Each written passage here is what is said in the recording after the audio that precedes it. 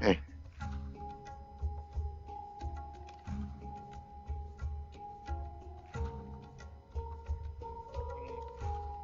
37, 6, 36.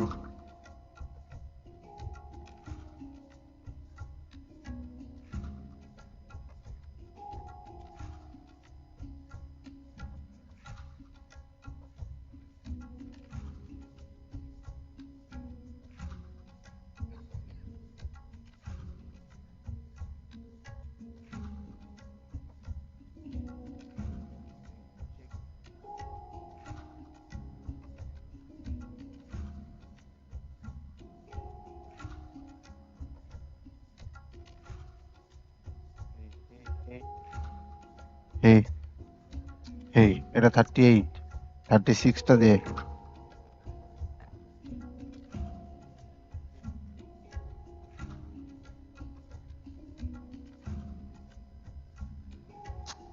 Hey, hey, hey, hey, check 2, ভাই, check 6, হ্যাঁ, check, check 8.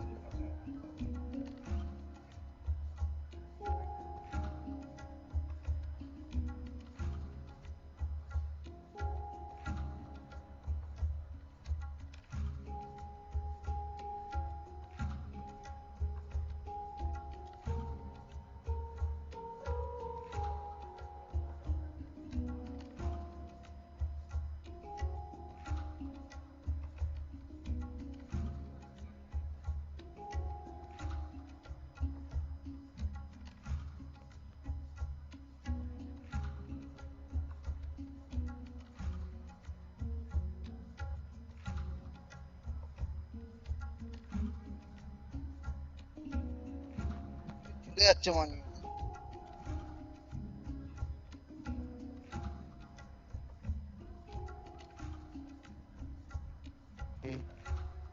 Check, hey,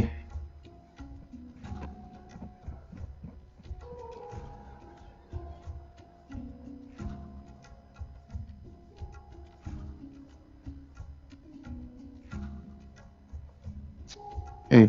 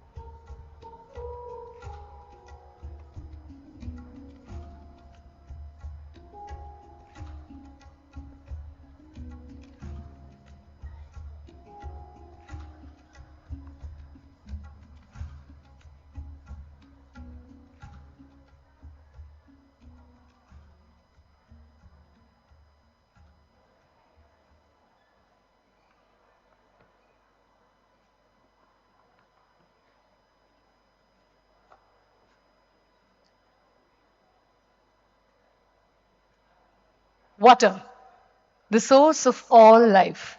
It flows silently through our rivers, rests in the soil beneath our feet, rises with the clouds, and whispers in the ancient wells of our land.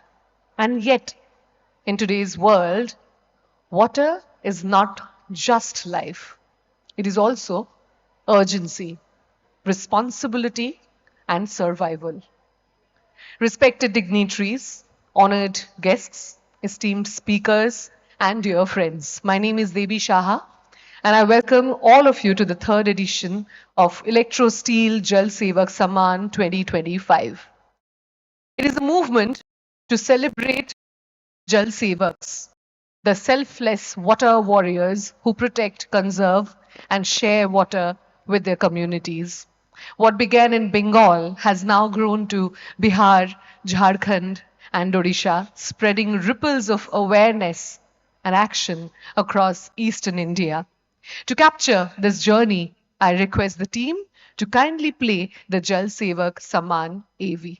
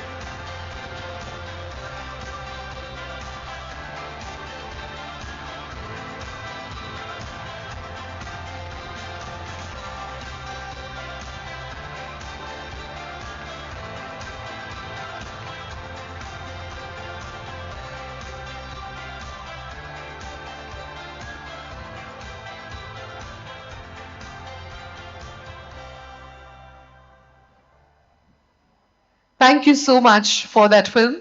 It is now my honor to welcome Mr. Nilapatla Ashok Babu, Director, National Water Mission, Ministry of Jal Shakti, a leader guiding India's strategies for sustainable water use.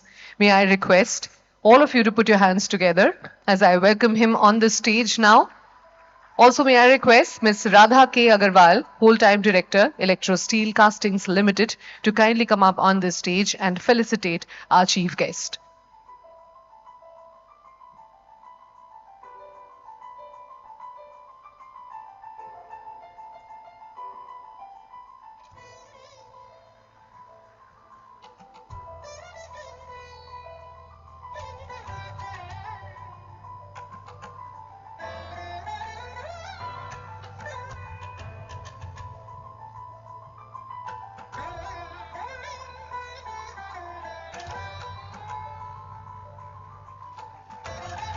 We have a bigger round of applause. Can all of you join in?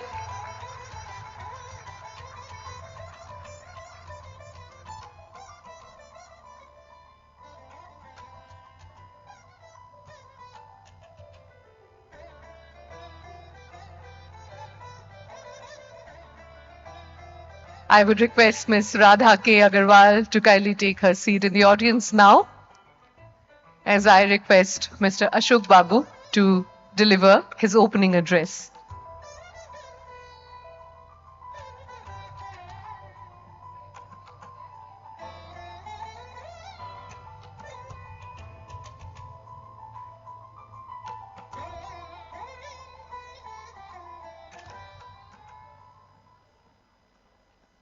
Good afternoon to you all.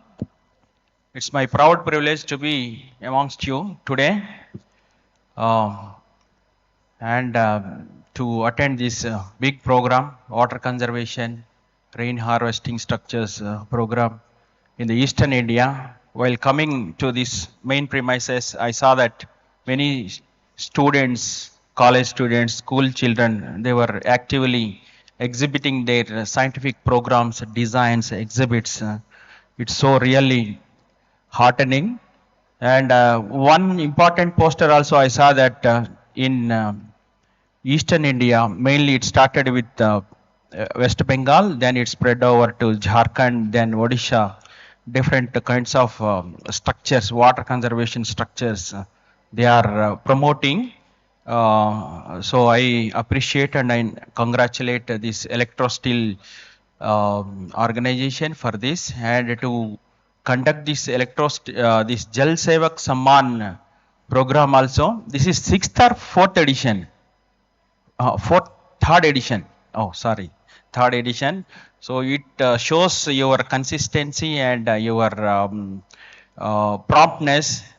It is not small thing to conduct a national level program like this continuously and consistently. I know we are conducting a number of programs at national level on behalf of Ministry of Jal Shakti, National Water Mission. So to organize such conferences or seminars or workshops is a gigantic task.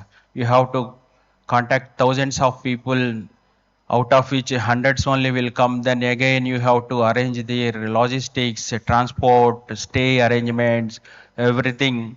And again small glitches may occur here and there. Everything you have to coordinate, cooperate, and you have to manage, you have to maintain. Still your organization is making it to the third edition. Really, it is very heartening. I congratulate you all. At the outset, I would like to say a few things about Ministry of Jal Shakti also, how we are working at national level. Water is a state subject. However, union government, that is the popularly called central government, we assist, we extend our cooperation financially and technically whenever and wherever the state government and union territory governments they want. Particularly Ministry of Jal Shakti works for surface water as well as groundwater. Then surface water, the wings like Namami Gange, National Mission for Clean Ganga, they are working for pollution abatement of river Ganga and its tributaries in the Ganga River Basin. Ganga River Basin constitutes around 43% of total river basins in this country. Then the National River Conservation Directorate is there to take care of the pollution abatement matters of all other rivers other than River Ganga Basin in the peninsular India, in eastern India, northeast and Punjab belt. Then Central Water Commission is there, autonomous organization. They are also giving flood forecasts and water levels at different rivers. Then mainly National Water Mission, where I am the director, and Central Groundwater Board, they are working for conservation of groundwater, for promotion of groundwater levels throughout the country. As per 2024 groundwater resources assessment authority report, so 11.37 BCM has been recuperated because of the efforts of the National Water Mission through Jal Shakti Abhiyan. 1.88 crore structures of Jal Shakti Abhiyan have been created throughout the country, and 639 District water conservation plans have been created. 713 Jal Shakti Kendras have been established throughout the country. In our country, 777 or 76 districts are there. Out of which 713 are Jal Shakti Kendras are established. Jal Shakti Kendras works like dissemination information center to disseminate information regarding water for any common citizen. Any person can go and ask any information related to water from these Jal Shakti Kendras. I hope even in this West Bengal, Odisha, Jharkhand also many Jal Shakti Kendras are established. You can visit officials and semi-official students. I request them in your free time, and whenever you have planned, can go and visit Jal Shakti Kendras.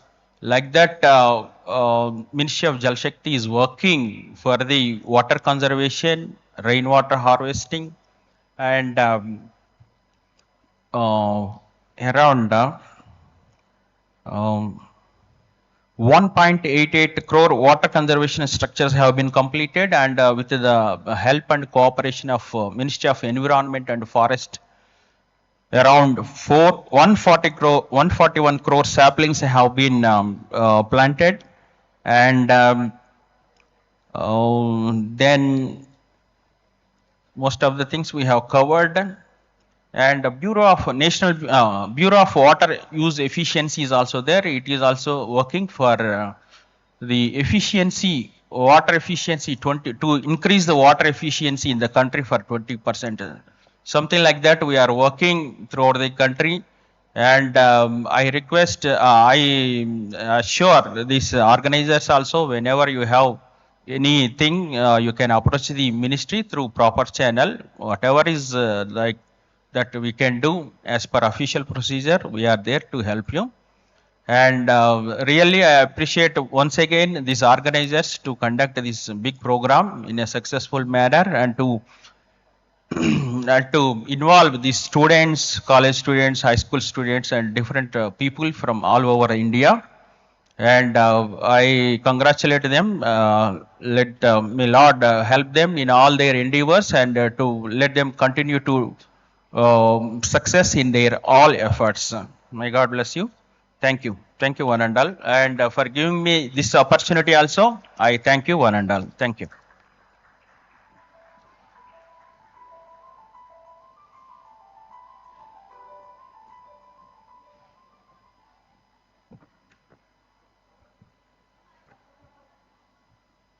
Thank you so much, sir, for your inspiring words.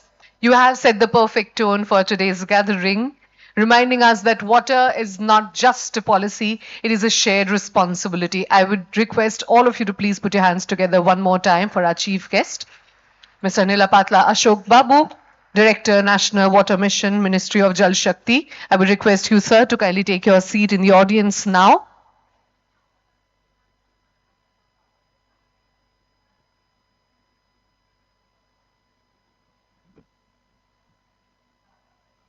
Water, it has many, many voices. It soothes, it heals, it nourishes, but it also punishes. It disappears and it rages. To listen, reflect, and respond to those voices, Electrosteel introduces a landmark edition this year, Jal Manthan, the Water Summit. Manthan, an ancient churning, revealed treasures from the ocean. Jal Manthan is a churning of ideas, experiences, and visions, so that together we may find the wisdom to secure our water future. The first chapter of this summit is called Jal Pravaah, a flowing dialogue that, like a river, touches many landscapes, traditions, crises, rivers, and the crossroads of climate and community. Please join me in welcoming our distinguished panelists now. Mr. Avinash Mishra, former advisor, Water Resources and Land Resources, INB, Culture, Panchayati Raj, National Resource and Environment Vertical at Niti Aayog, Government of India. I would request all of you to put your hands together as I welcome him on the stage now. Also, Mr. Ranjan K. Panda, the waterman of Odisha, who revives traditional water wisdom and inspires communities to protect every drop. Dr. Kalyan Rudra, Chairman, West Bengal Pollution Control Board, a scholar and protector of rivers, wetlands, and groundwater.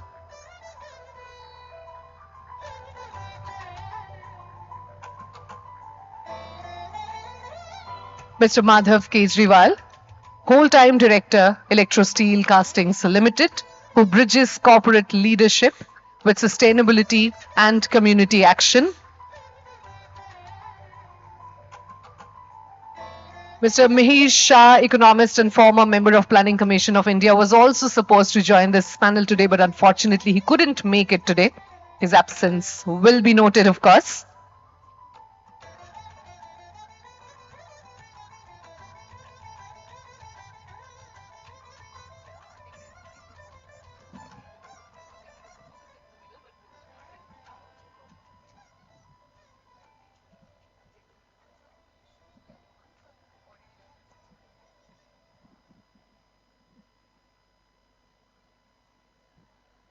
So our first session of Jal Pravaah asks, can we cleanse what we have polluted?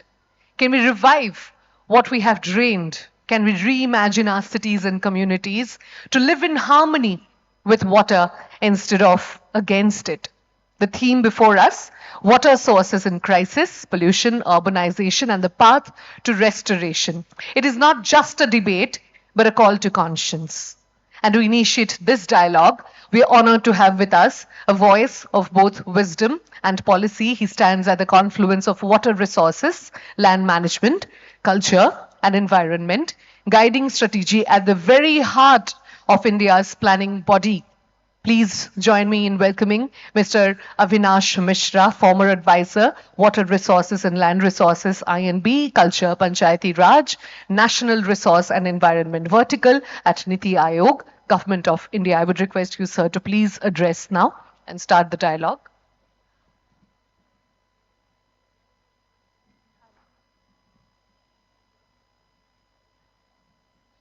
So, So I think it's on. You just have to hold it closer to your mouth. yeah.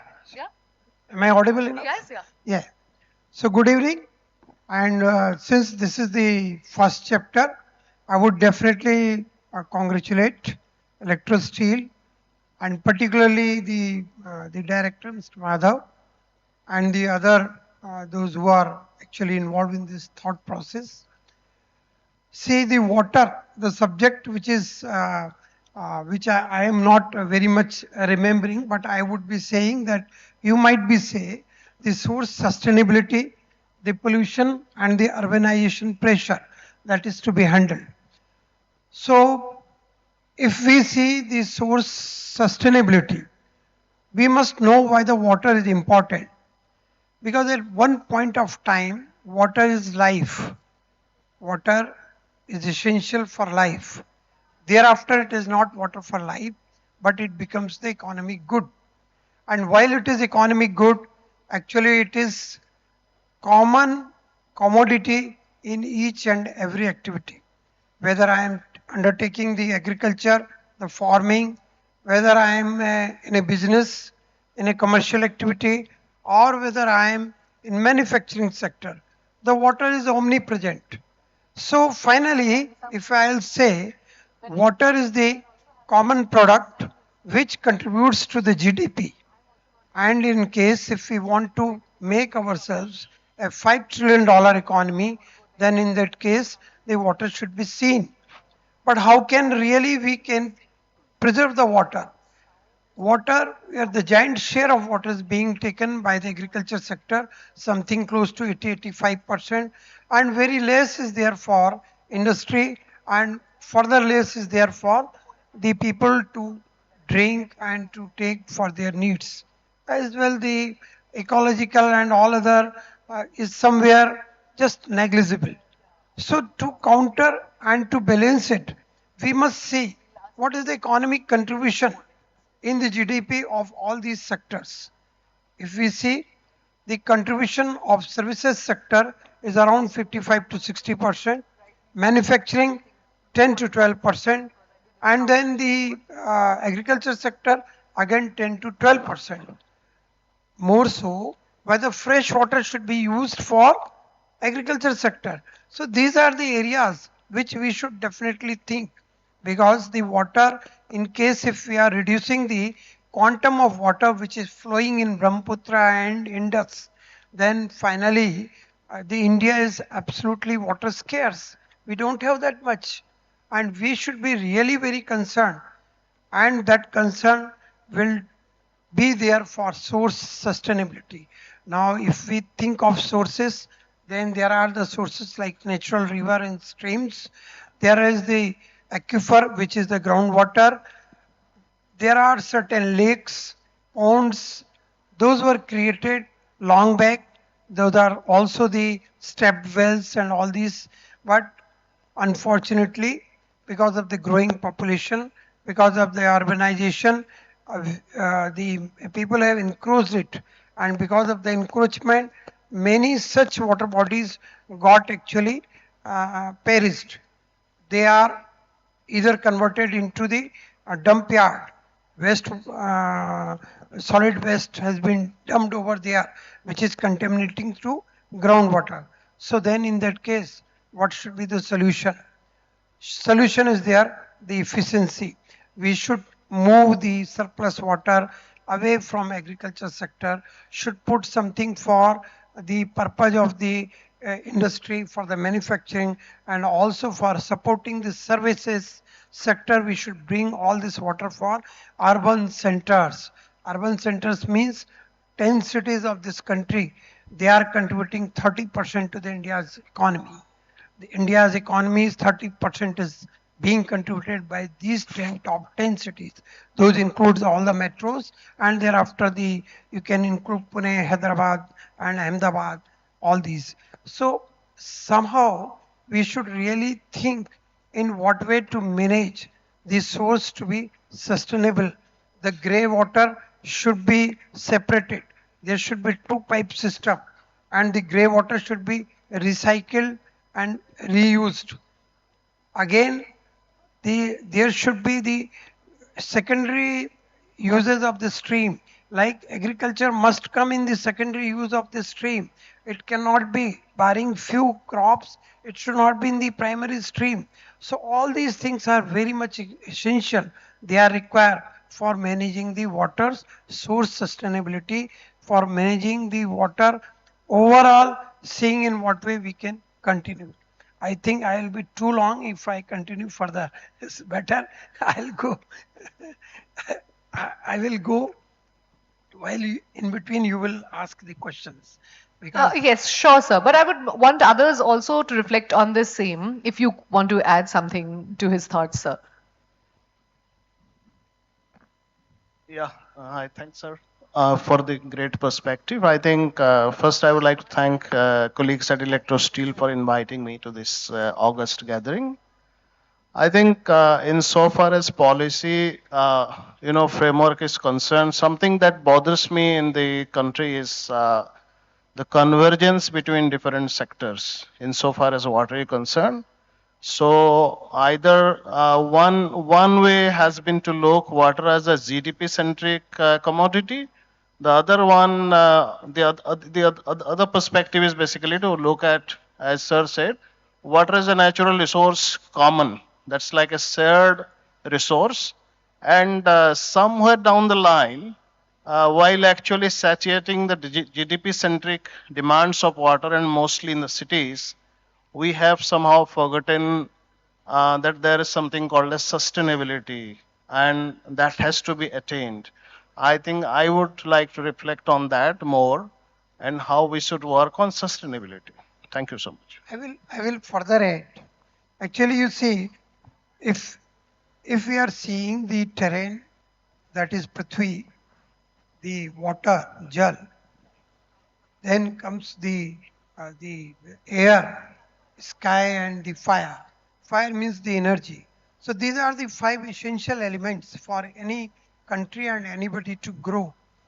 Now actually if you see in fire these essential elements, then our land size is 2.5%, what the global the land is available. Out of that, the population is 4% and water is 18%. So, so a balance needs to be established, and also we should see that the water which actually flows in one terrain in such a way that it finds some route and goes to some point. If we see, then basin, which is the river basin, sub basin, and finally below comes the watershed. So actually there should be watershed based planning, there should be watershed based budgeting.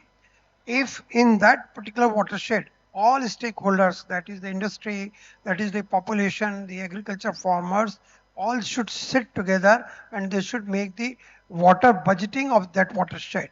And in there they should decide the priority, which is going to have the fresh chunk of water and who is going to have the next reused or grey water, we say.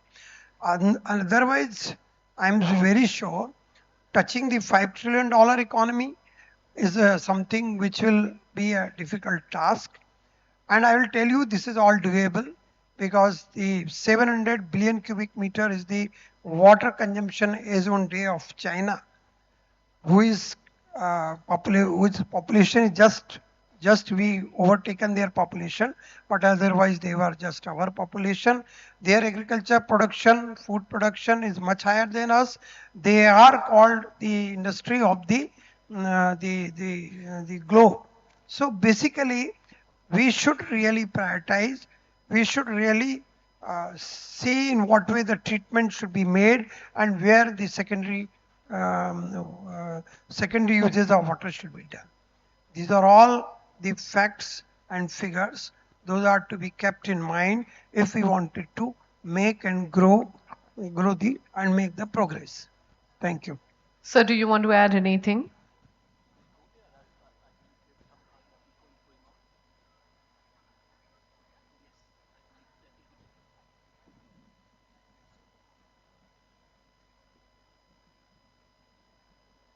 Just wanted to butt in and, just ask if all of us are audible. Yeah, are we all clearly audible? Can you raise your hand? From the last row, if you can hear us clearly. Yeah? Cool.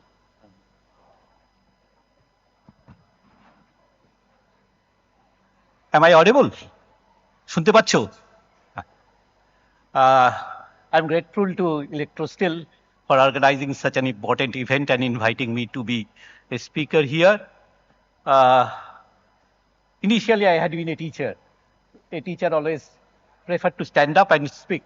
That's why I'm here. Water. It is very close to my heart. For last 4 decades or so, I am trying to understand the dynamic river system and water management of Bengal as well as India. Water is a gift of nature. But problem is that rainfall pattern in India is spatially uneven and temporally skewed. We have very high rainfall in Assam and gradually diminishes to minimum in Rajasthan. And moreover, it is skewed. We have about 100 days rainfall. And it is about 4,000 billion cubic meter of water that drops over the territorial region of India. Challenge of water management has always been to trap, to conserve, to store this water and transfer it to the non-monsoon season. আমি বাচ্চাদের জন্য বলছি আমাদের main challenge হচ্ছে 100 দিনের এই বৃষ্টিটাকে ধরে বাকি 265 দিন ব্যবহার করা। And this had been the major challenge during the post-independence era.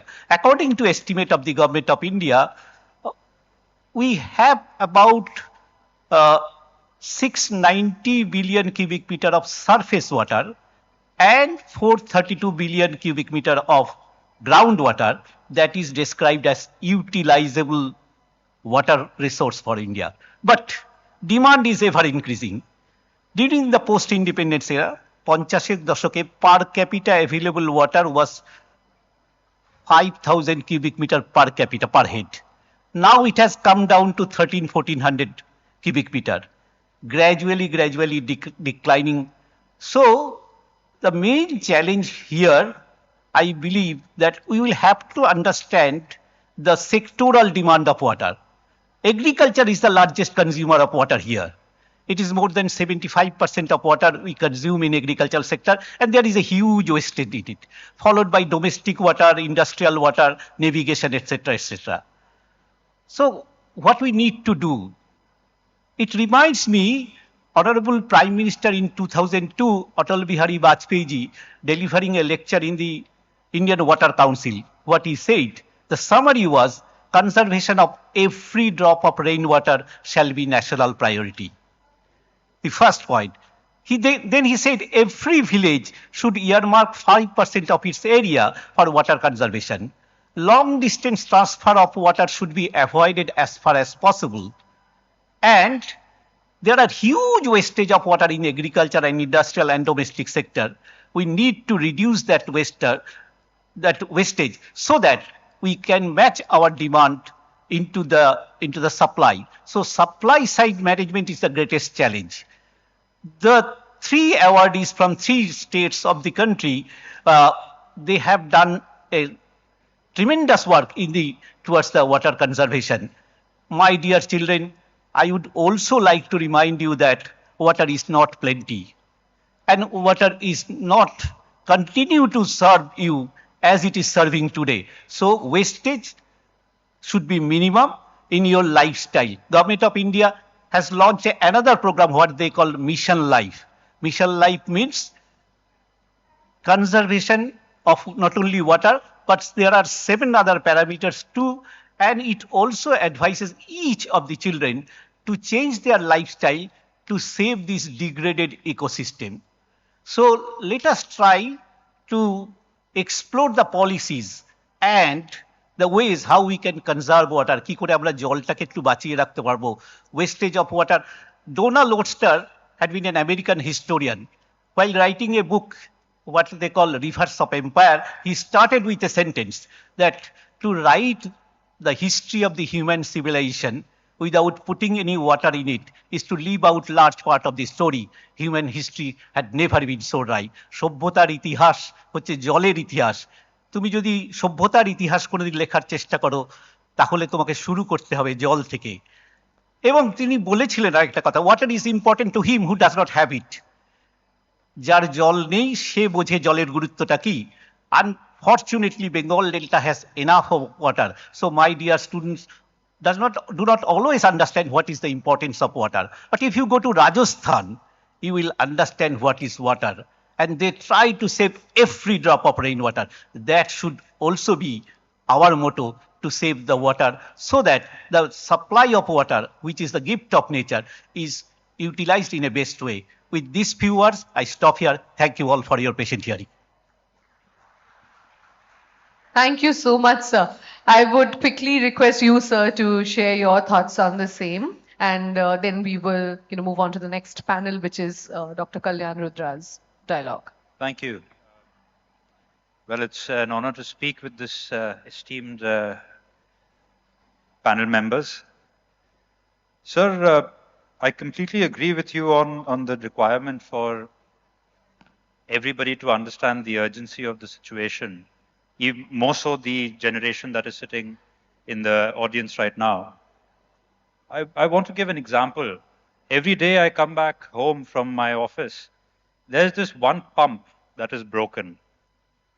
And there are liters and liters of water that comes out of the pump and goes into the sewage line, into the grates right next to it.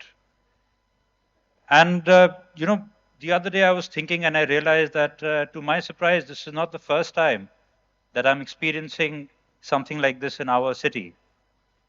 We are very lucky today to be in a place like West Bengal, which is one of the few which is a water surplus state. But as you rightfully pointed out, you go to Rajasthan and even Gujarat for that matter, and you realize the true meaning of scarcity of water. We are living in a very, I would say, privileged area from that perspective. But these things don't take very long to turn over. A country like South Africa, not too many years ago, was considered abundant with everything. And we all are aware of the issues that they faced over the last few years. A few hundred years ago, the Mayan way of water transportation was studied by many and replicated. And today, South America faces one of the worst droughts that any other place has seen. So I just want to supplement what you were saying with this, that the urgency of something like this doesn't show on the manifest always, and it doesn't warn you enough number of times. Sometimes it just happens. So it's better to be ready for it and do whatever preventive measures we can do beforehand. I'd like to encourage everyone over here to take the smallest steps that's taught in school. Contrary to what you guys might think, I'm closer to your age than the age of the panel members here. So I know it's boring. I know these are small things that you tend to overlook when you're studying, but the little thing like switch off the tap when you're brushing, when you're shaving, try to switch off the tap when you're putting soap on yourself. These things go a long way. Thank you. Thank you so much. Our next theme in this panel is reviving India's rivers and groundwater. So a river is not just water flowing, as we all know, it is a civilization in motion. But today, our rivers run shallow and our aquifers are exhausted. Reviving them is not just a choice, it is revival, the very revival of life. To guide us through this urgent theme, I invite Dr. Kalyan Rudra again, who is a guardian of river ecology and water systems.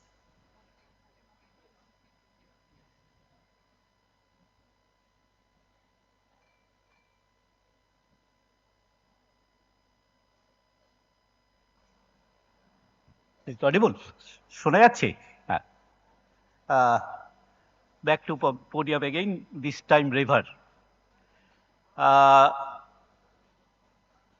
We have a gross misconception about river. Generally, we believe that river has a source, river has an outfall, river has a right bank, river has a left bank, and it is a conduit of flowing water. But four major components makes a combining together make a river. This is water, this is sediment load, energy, and biodiversity. Combining these four make one river. Take the case of the Ganga. It has more than 1 million square kilometer catchment area.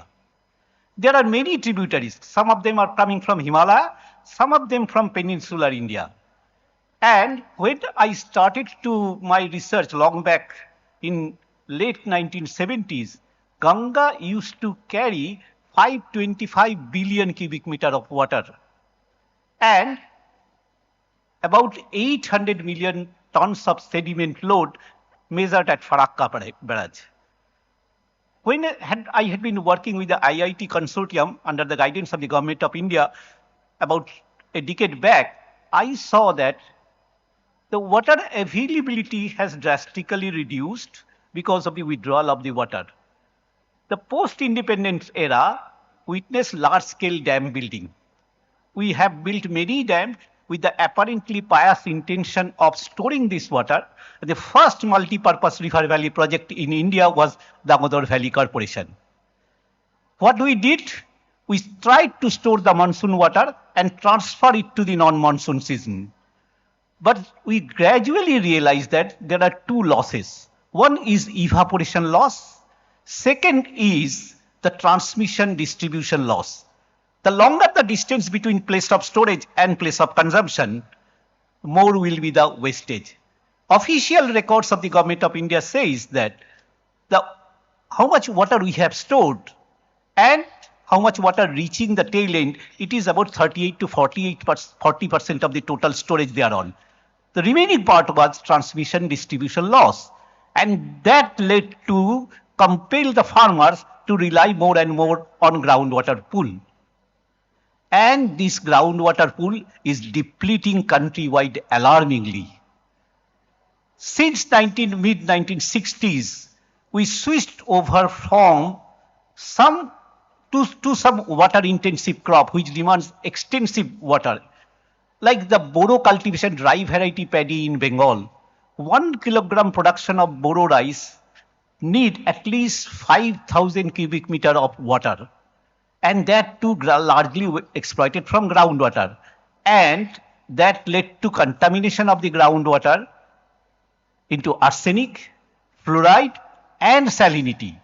Moreover, the base flow, the river remains perennial year round because of the groundwater pool supplies water into it.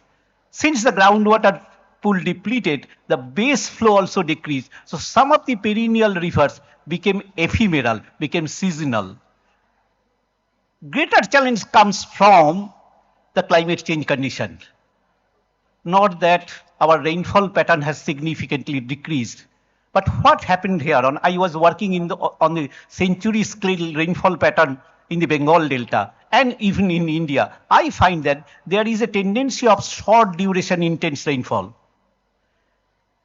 About 3 days back, the Jammu recorded more than 500 millimeter rainfall within 12 hours, resulting disasters in Vaishno Devi and around. Subsequent or previously, we have experienced similar disaster in Dharali, Manali, Kulu, and many other areas.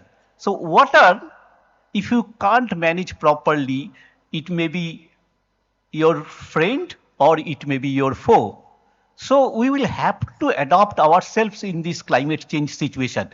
This climate change situation is not only the increasing temperature, but also a change in the rainfall pattern. So this creates 2 times hydrological extremes. One is the flood. Bihar, South Bihar mostly, Bengal Delta, Assam are mostly flood prone. But the greater challenge is the water short condition starting from April and May. I remember in 2002, there was a countrywide drought. The worst affected was Andhra and the central India. The government of India was compelled to send drinking water through tankers and railway. At that point of time, India Today published a special issue on water. And the editor started with a line. It said that water has become independent India's most serious crisis, more than roti, kapra, makan, and Pakistan. So we'll have to understand how we will have to manage the climate, water in this climate scenario and how we can conserve water. The best option, I believe that the director has rightly said that we are now preferring for the decentralized water harvesting structure. And in Bengal too, the government of West Bengal launched a program what they call Jal Dharo, Jal Bharo. That is just decentralized water harvesting. Conserve every drop of rainwater where it first drops. And the minimum wastage of water in the users level. And you, the students, will be our soldiers. You will be the forerunners in conserving waters. And with these few words, I stop here again and for subsequent speakers. Thank you so much, sir. I would request others to reflect on the same. Actually, here the issue is the sustenance and the flow of the rivers. As we know that the rivers, they are actually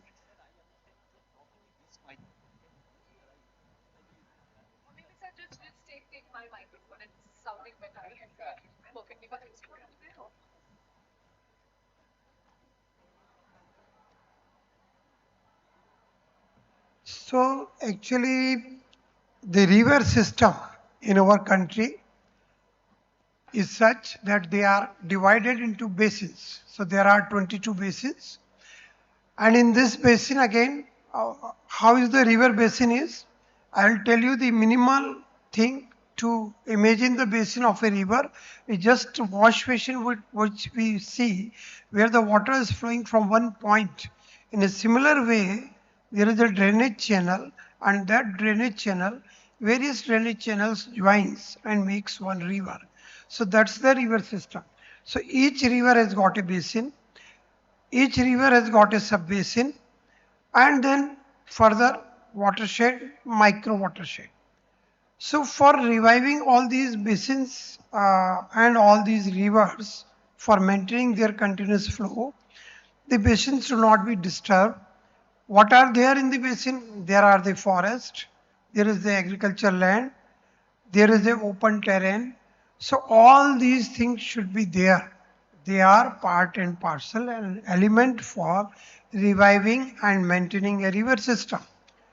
Now, what is happening in our country because increasing urbanization, because of mining, the forests are being disturbed because of the development project, and also the mining activities are distorting the river channel flow, the watersheds and various channels. Those are joining the river system. Subsequently, there is a impact of climate change, means carbon content is increasing in the atmosphere, and increased carbon content, carbon dioxide, actually increasing the temperature. And this rise in the temperature is definitely making a change in the hydrology. What change is happening? The change is happening because the intense rainfall is for a shorter duration, and also there is a special variation. The rainfall is happening on various other locations where it was not happening early. So what we should do? We should be able to store more water. For storing more water, we should create the storage. Now, big storage we cannot create because it will require the so much sifting, so much deforestation, all these things. So the tiny storage should be developed. Those should be there. That's what there are many things have been initiated by Government of India. One such is Amrit Sarovar, wherein every pond should be there. If you see traditionally the Indian system, there used to be 3 ponds in one village, one pond for drinking, another pond for bathing and these, and third pond for the purpose of the animals. So 3 ponds used to be there in almost all the villages of this country, and they were the proper budgeting of water was done. In a similar lines, we should start thinking. We should also start recharging the groundwater, because the river system, they are such that they are also dependent on the base flow. What he has, Mr. My previous speaker has spoken. So that base flow contribute much. How much? Even IIT Roorkee, they found out that recently whatever flow is happening during the non-monsoon, they are not glacial melt in Ganga, but it is the base flow. It is the groundwater which is coming and appearing in the river stream. So this is the way the river should be maintained in such a way. We should maintain the groundwater. The extraction of the groundwater should not be there. Much forestation should be carried out. We should carry on too much plantation, and we should also allow the rainfall to percolate down. We should also create the tiny storage. All these things are required for sustenance, reviving and maintaining the river. Thank you. Thank you. You, sir? Yeah, thank you. I think thanks for that perspective, Kalyan sir. I think there's a very important aspect of monsoon that we are forgetting at the moment, and sir rightly said that is that we have almost forgotten monsoon. You know, we feel water is a commodity, as I say again, and as long as I can buy a Bisleri bottle, I forget the source. In 2019, I founded a campaign called Youth for Water, and in that, the very basic of that campaign was, because a lot of youth are here, I want to say there is a great disconnect between youth of the Gen Z or Gen X or whatever you say them, between them and the real fundamentals of monsoon. because they still recognize, for example, rivers, water bodies, they still recognize some wells, but they really have forgotten monsoon. I think, and that exactly where India loses the ground insofar as perception levels are concerned. And I would say, we are all talking about this spatial variability. We are all talking about the extreme precipitation events. We're all talking water through the disasters that happen. But we really don't understand why is this happening and why is the monsoon actually getting disrupted. Where is the action that actually we should be taking? We did a survey as part of our campaign, and we were surprised, I tell you. We asked a question, do you know who is Greta Thunberg? I think 76% of the youth said, yes, we know. But the next question we deliberately put, do you know the name of the water body that is nearby your house? Only 2.5% youth, they knew it. So I think it's all good. There is talk, but it's also very important. Where do water resources lie in our perceptions? Most importantly, among the youth, among the children at the moment. And unless that is done, we will always try to find a solution in response than in resilience. I think we should be discussing more that. Thank you. Thank you, sir. Now, talking about resources, long before the pipelines and pumps, our ancestors built step walls, tanks, ahar, johars, and pines. Systems that carried not just water but also wisdom. They taught us how to live in rhythm with nature. And today, as cities thirst and villages wait for rain, we come back, we return to these cost effective, simple, and sustainable traditions. Our next topic in this panel is reviving the roots, the role of traditional water systems in modern India. I would request Mr. Ranjan K. Panda, the waterman of Odisha, whose work proves that reviving tradition can also revive hope, to reflect on this. Thank you so much. I'm sorry if I'm boring you again, but I think I'll go back to monsoon, and I would very proudly say that our forefathers actually understood the concept of rainfall much better than we do now. And like we study water in our school subjects, in our college subjects, but actually we don't study water through nature's lenses. And I think that is where we are failing at the moment. So I always remember and I always revere Anupam Misra ji, uh, who wrote this Aaj bhi khare hain talab. And I think every student should go back and read that one book if they really want to understand water in connection with the communities. And as a lot of young people are here, I would like to concentrate on them because, as someone said, that we are already in a heydays of our life, and it's our duty to give back. So all the students should understand that conservation of water starts from your home. Definitely, you want to take a lot of action. And nowadays, we are all talking about every drop counts. But then actually, what are those every drops? Do we really try to understand someday?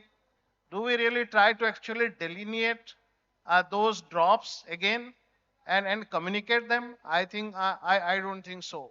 And that's actually where our education on our local water bodies lie, our education on the rivers lie. We have tried to see rivers, for example, like only picnic spots or water bodies as some excursion spots. But beyond that, we feel that taps will bring us water. Beyond that, we feel that actually somebody will buy water for us, and as long as we have the money, we can satiate or our thirst for water. I think that is not going to happen. And that is not going to happen because the very nature which provides us water is actually revolting at the moment. So all that you see everywhere, what Jammu River sir was saying at the moment, and everywhere you see the disasters that we see, water related disasters, due to climate change is actually a disaster due to our man-made factors. It's not climate change to blame every time. You know, we have caused that climate change, and we have caused that climate change by neglecting our own water resources. Our forefathers, they basically taught us this skill, this knowledge, this language, but we have very conveniently forgotten. I think Sir was talking, Misras, you were talking about 3 ponds in one village. We have in Odisha, for example, we have villages where you have 22 ponds. You have like 50 ponds. So there are names of villages, after ponds. And there are different kind of structures everywhere in India. You find these structures. But as I think Rudraji was saying at the beginning, we have made them dump yards. I wrote a piece called, the city dwellers, they basically, remember a river when it floods. So we basically curse the river when it floods. But after that, when during the non-monsoon period, when the river is actually dry, we never go and look back. That why and how the river is surviving, what kind of feeder channels are actually supporting the river, what kind of other systems like the natural forests around those in the basin are actually supporting the river, supporting the water bodies. I think our forefathers that we have studied, they have actually understood this very much. And as I said from the beginning, water is not a stand-alone subject. If you are talking about water, you cannot just talk about water in isolation. You just cannot talk water without soil, because the soil type of an area actually determines how much water it can hold and where. You cannot talk about water without the forest, without the vegetation covers. You cannot talk about water without the biodiversity. You just cannot dig a pond or dig a water body somewhere and say that there will be water. I think the moment we start understanding this, that water is an interconnected common property resource that we everybody own, and protection of it is actually our everybody's responsibility, then only we can preserve water. And जैसे मैंने कहा कि बूंद हर बूंद is important, and आज every talab has to be looked back. You know, every talab has to be recognized. Every well has to be recognized. It's not just that because you are a city, you have the money, you have the GDP power, you can just go and build a dam somewhere in Himachal and bring water and kill all your water bodies in your own city area. Kill all your river basins in your city area, but because you have money, you can bring water from somewhere else. I think that attitude is killing us, and we should stop that. Thank you so much. Thank you. I would request Mr. Avinav Mishra and Dr. Kalyan Rudra to quickly reflect on the same before we move on to the next topic. Yeah, definitely bringing the water from far off places to the places of consumption should be avoided, because there is a limit. I cannot bring more water from far off places uh, in Calcutta from somewhere, because the dam or the structures whatever I have created, there is a limitation. But the consumption over here is growing. Here so much water is required for industry, for commercial purposes, and also for the growth of the urban population. So in that way, the reuse, recycle, and prioritization of the fresh chunk of water, secondary uses of water should be done. That is what need to be added for sustainability. Thank you. Dr. Rudra? Does it work? Uh, Referring to your what you have said, we'll have to understand how the nature works. And globally, scientists believe that nature knows the best kind of engineering. Water is made available by hydrological cycle. I mean evaporation, flow, condensation, and then precipitation, and then again runoff. The cycle completes. If you look at the Ganga, while Ganga is perennial year round, not only the rainfall helps it, but you will have to understand that June, July, August, September, 4 monsoon months, we get rainfall and sometimes river overflows, we may have flood. Flood has many ecological role too. During the rainfall, the groundwater pool is recharged. About 10 to 15% of the rainfall is recharged in the groundwater pool. And when rain stop in September, at the end of September, from October onwards to February, March, it is the invisible flow coming into the river. And that keeps the river perennial. And at the end of about March, early April, the groundwater table goes down. At that point of time, Himalayan slope starts to melt, and about 50 to 70% water during the April, May is the snow melt water. This is a unique balance nature maintains. So what I strongly believe, agree with you that decentralized water harvesting is the most important issue right at this moment. And it is the age-old culture of the India. There was one saying, one senior person in Bihar told me, when water runs, please request him to walk. When it walks, just request him to stop. And when it stops, say or request him to sleep thereon. Meaning that you will have to create a storage. We had some natural wetlands and natural storage, but we had also some excavated ponds. And that had been the root of the water culture in India. I again repeat that since mid 1960s onwards, we switched over to more and more water intensive crop without understanding how much water is really available thereon. And that led to the crisis and exploitation of the groundwater and desiccation of the many rivers. So we will have to revive our culture. Water harvesting does not necessarily mean we will have to look back towards the West. Indian culture, Indian science is strong enough to teach us what we need to do right at this moment. Thank you. Thank you so much, Dr. Rudra. So we see that water stands at a very critical and crucial crossroads here, a very decisive one.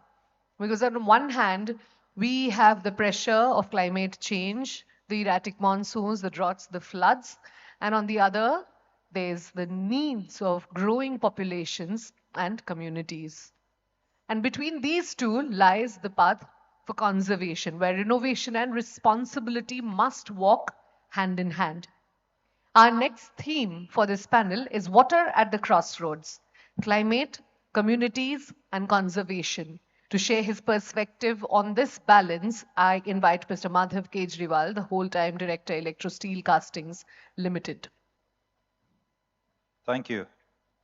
I'll just start off by giving you a few fun facts, rather not so fun facts.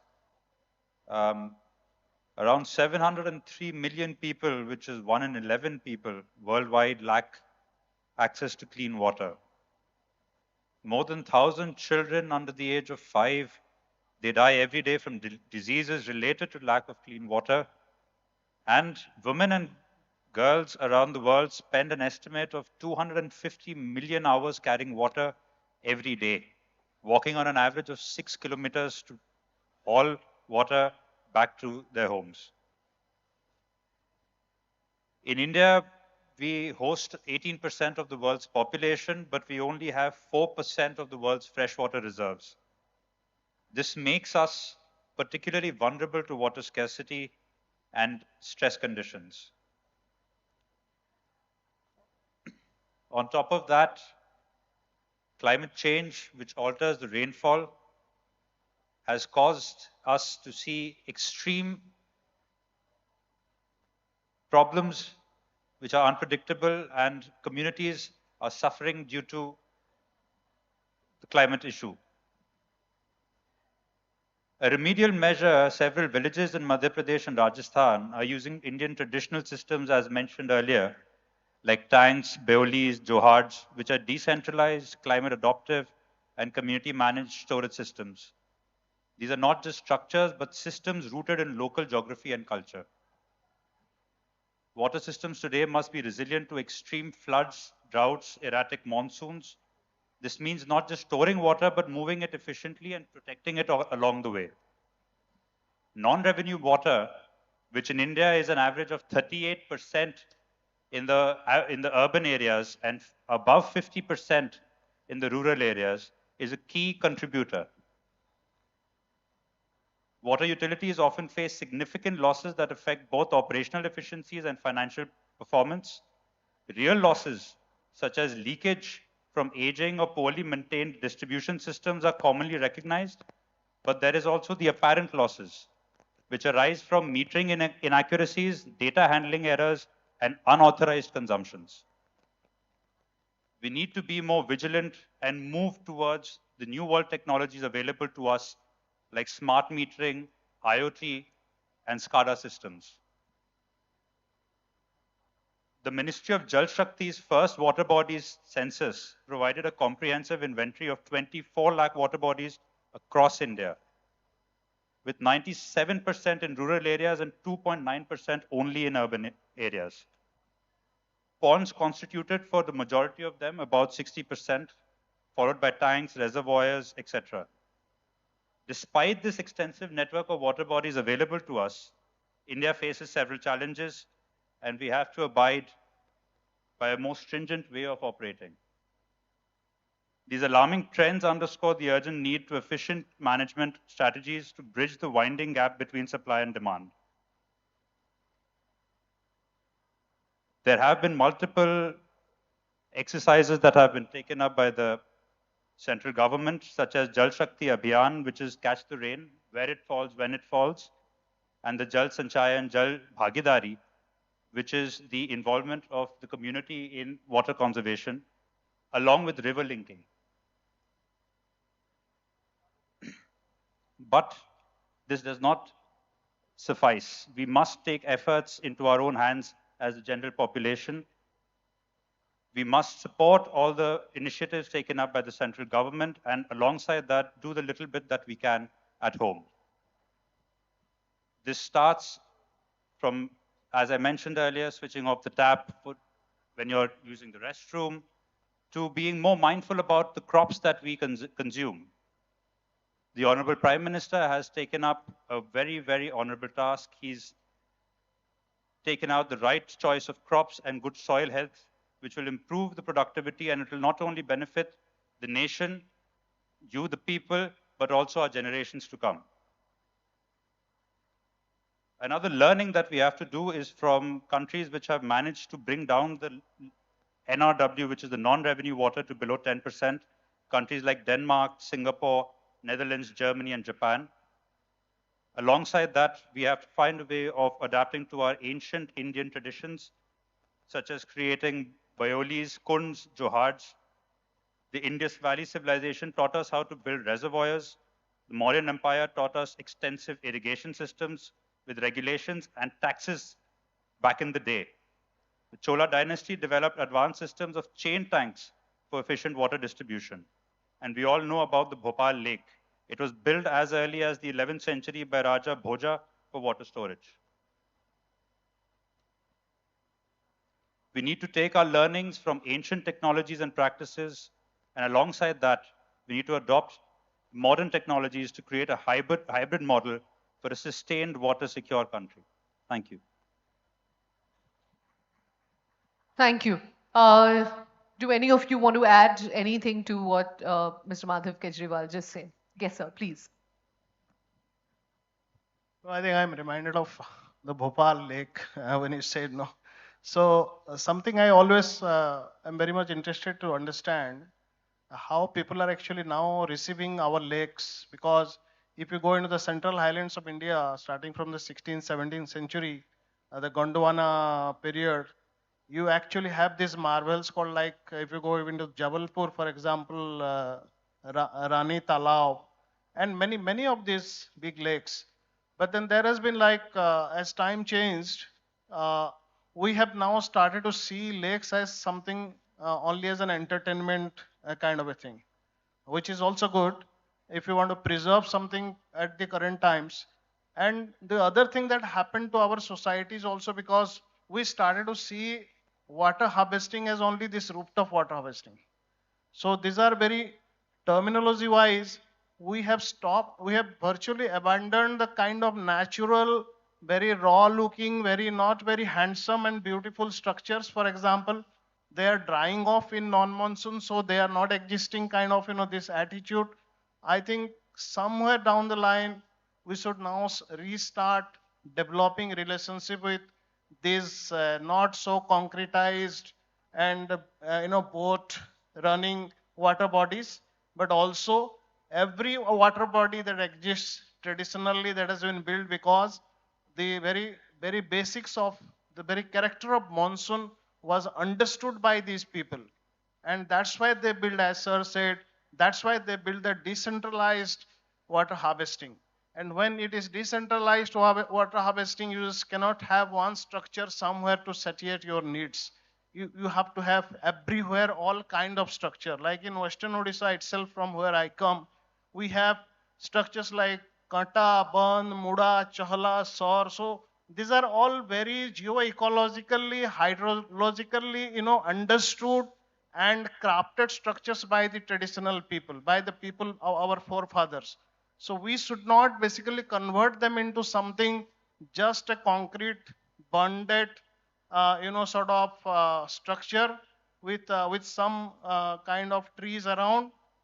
Rather understand why those structures were there and why they're very important being there just as it is as well, and how much biodiversity, local, sort of microclimatic conditions they basically support. Thank you so much. Thank you. So actually, I will say in 3 steps. There should be climate resilience, community participation, and conservation ethics.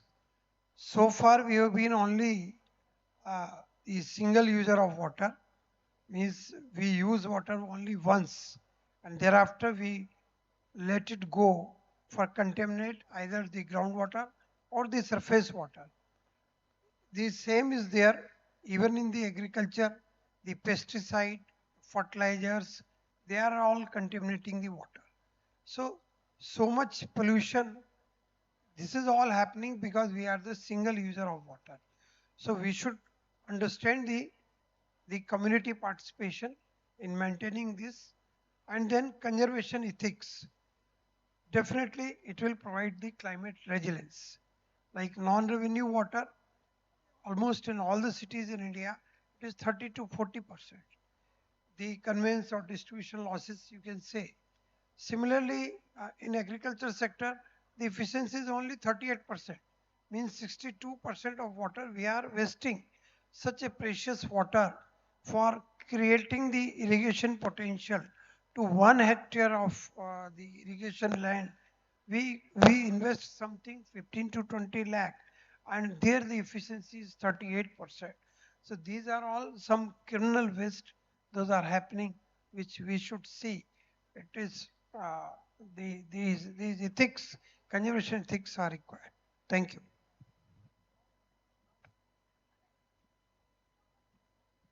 Right. Sir, do you want to add anything?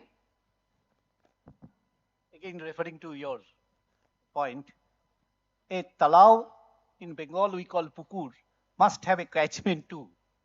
And we must allow the runoff to come in. There must be inlet. And there must be also an outlet for the excess water to go out. But the way we have built up the surrounding area, not only we have paved the bank of the river, but the entire catchment of the Talao has been totally destroyed.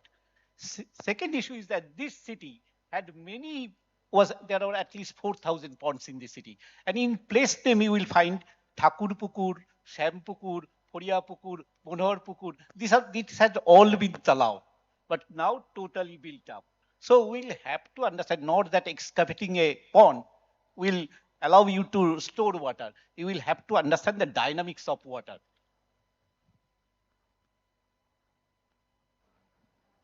Thank you so much, sir.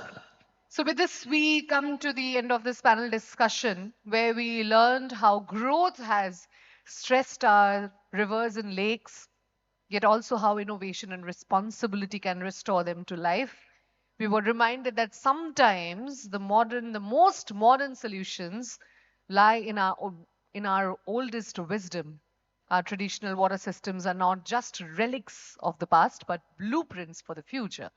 We know now that revival is not just an ecological act, but a cultural and a moral responsibility now. We talked about the choices of communities, the urgency of climate, and the promises of conservation converge to decide the water future of our nation. I thank all our distinguished panelists for such a powerful discussion and a conversation. I would request all of you to put your hands together for them as I now request Mr. K. Binani, the Senior Executive Director, Mr. Suresh Khandelwal, Executive Director, and Shri Kalahasti Works to kindly come up on this stage and felicitate our distinguished panelists over here. I would request all of you to put your hands together once again.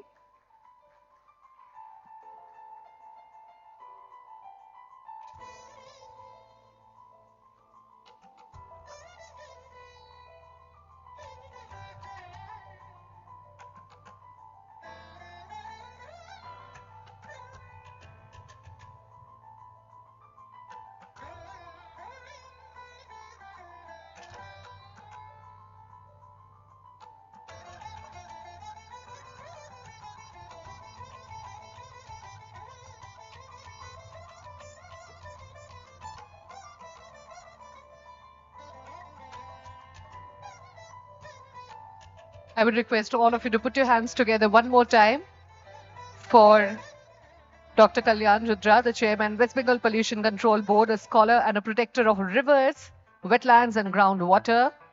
For Mr. Avinash Mishra, a former advisor, Water Resources and Land Resources, INB, Culture, Panchayati Raj, Natural Resource and Environment Vertical at Niti Aayog, Government of India. Mr. Ranjan K. Panda, the waterman of Odisha, who revives the traditional water wisdom and inspires communities to protect every drop. And Mr. Madhav Kejriwal, the whole-time director, Electrosteel Castings Limited.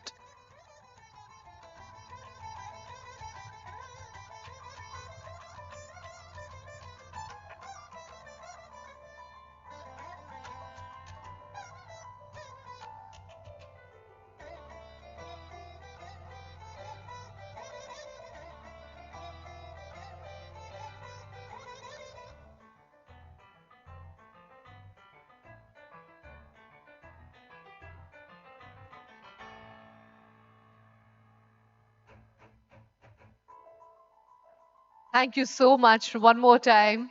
May I have a round of applause again for our panelists?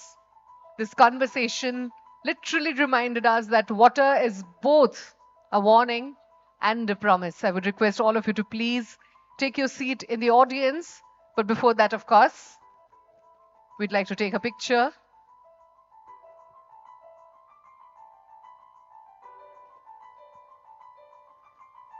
Thank you so much, gentlemen. What we have heard today is not just policy, but science and also vision, the possibility of turning crisis into opportunity. But from this dialogue now, we move to inspiration. The next wave of Jal Manthan is Jal Vani, a talk series where voices ignite vision. Here, stories become sparks, lived experiences turn into lessons, and ideas flow like rivers shaping the land. Each speaker here is a tributary carrying wisdom, courage, and imagination, together creating a confluence of hope for our water future.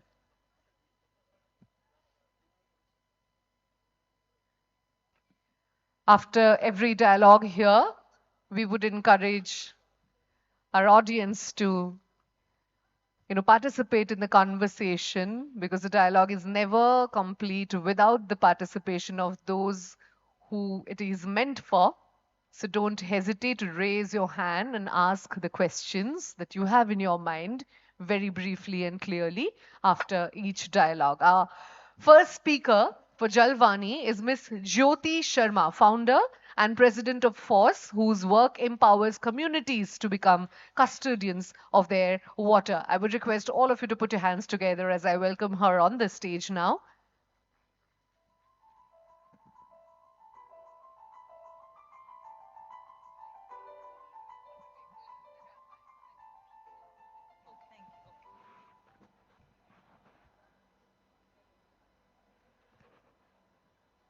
Thank you for inviting me here.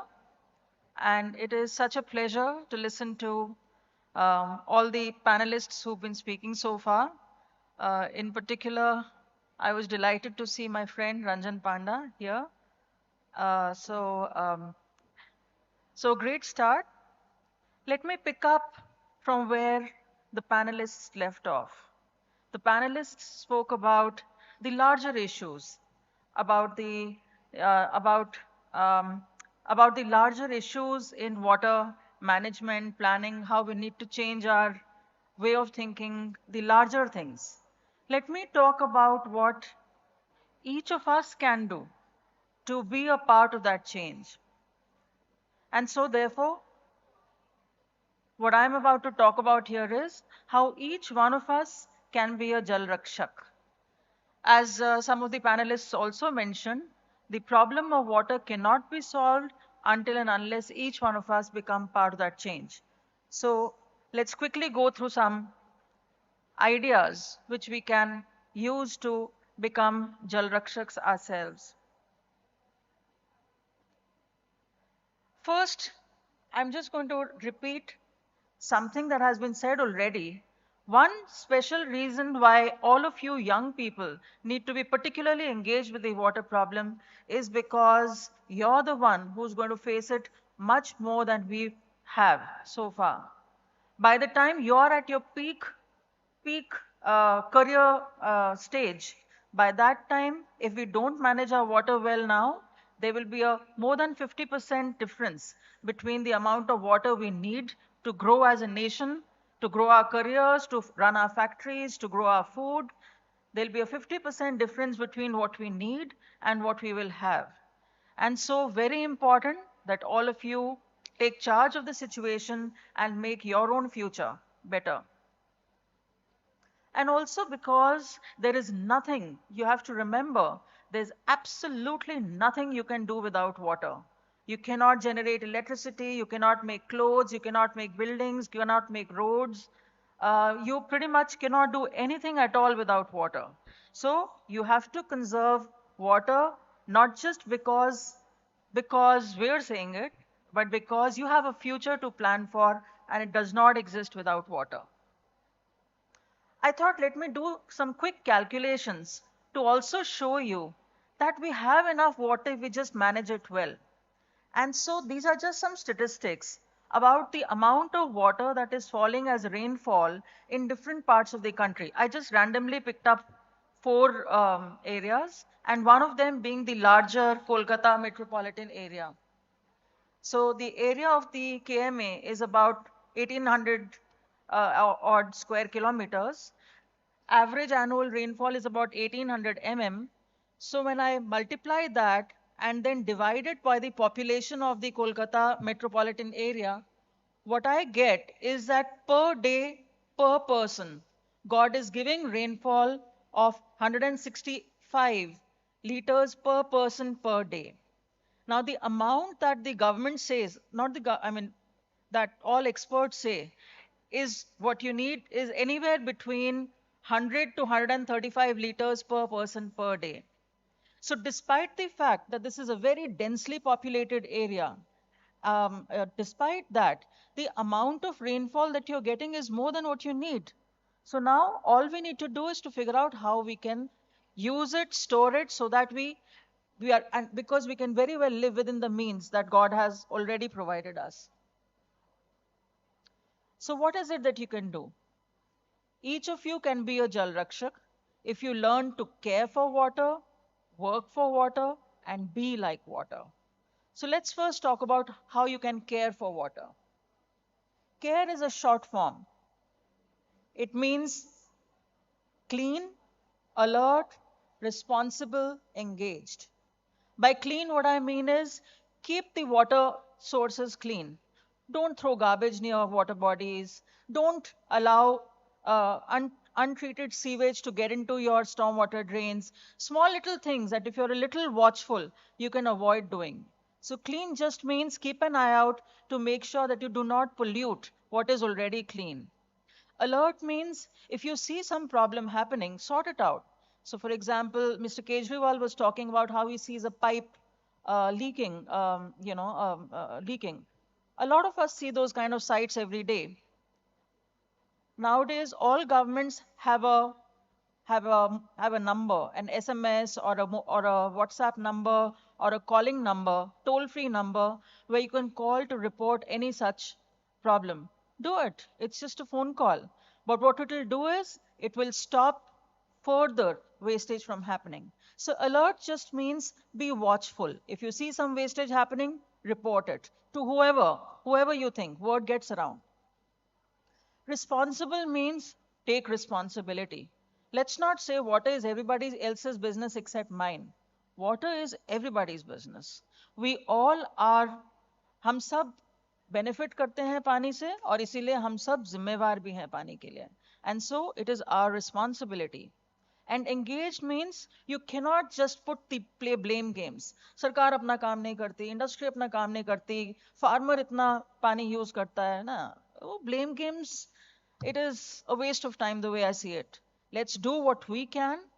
Let's point out what others are doing wrong, but let's not wait for them to sort themselves out before we do what is the right thing to do.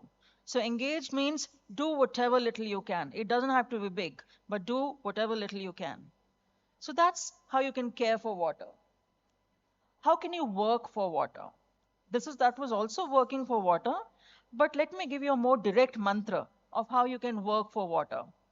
So I call it the 5 R's of water conservation. My organization Force actually promotes the 5 R's of water conservation. And so what are those 5 R's? The first is reduce water wastage. Again, Mr. Kejriwal mentioned that. Close the taps. Don't let taps drip. You want to have a bath?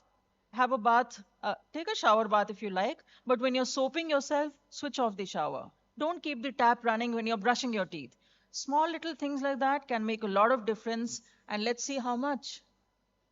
As you can see, so if you keep the shower running when you are having a bath, you can use anywhere up to 100 liters of water, 90 to 100 liters of water. That is about 9 buckets. On the other hand, you switch off that shower, or you have a bucket bath, you use 1 bucket, which is 10 liters of water. It's a huge, huge, huge difference. So similarly, a whole load of other examples of how you can save water. All of us know it. We just need to remember that we should do it. I also calculated a small thing because, when I work for water, one of the things I hear is, oh, अगर मैंने एक बाल्टी पानी बचा भी लिया तो क्या हो जाएगा? लोग इतना पानी waste करते हैं. So I thought, well, let's do a small calculation and let's do it for KMA. And so the population of Kolkata metropolitan area is about 2.05 crores. So if everybody saves 1 bucket of water every day, it's just 10 liters. 10 liters का मतलब ये हुआ कि अगर आपने जब आप flush करते हैं अगर आपने 2 बार फ्लश छोटे वाला किया instead of the big flush, you've got this. So if everybody saves 1 bucket of water every day, what you end up doing is you can do the mathematics, but what you end up actually saving is you provide about 24 days of water for every family in KMA.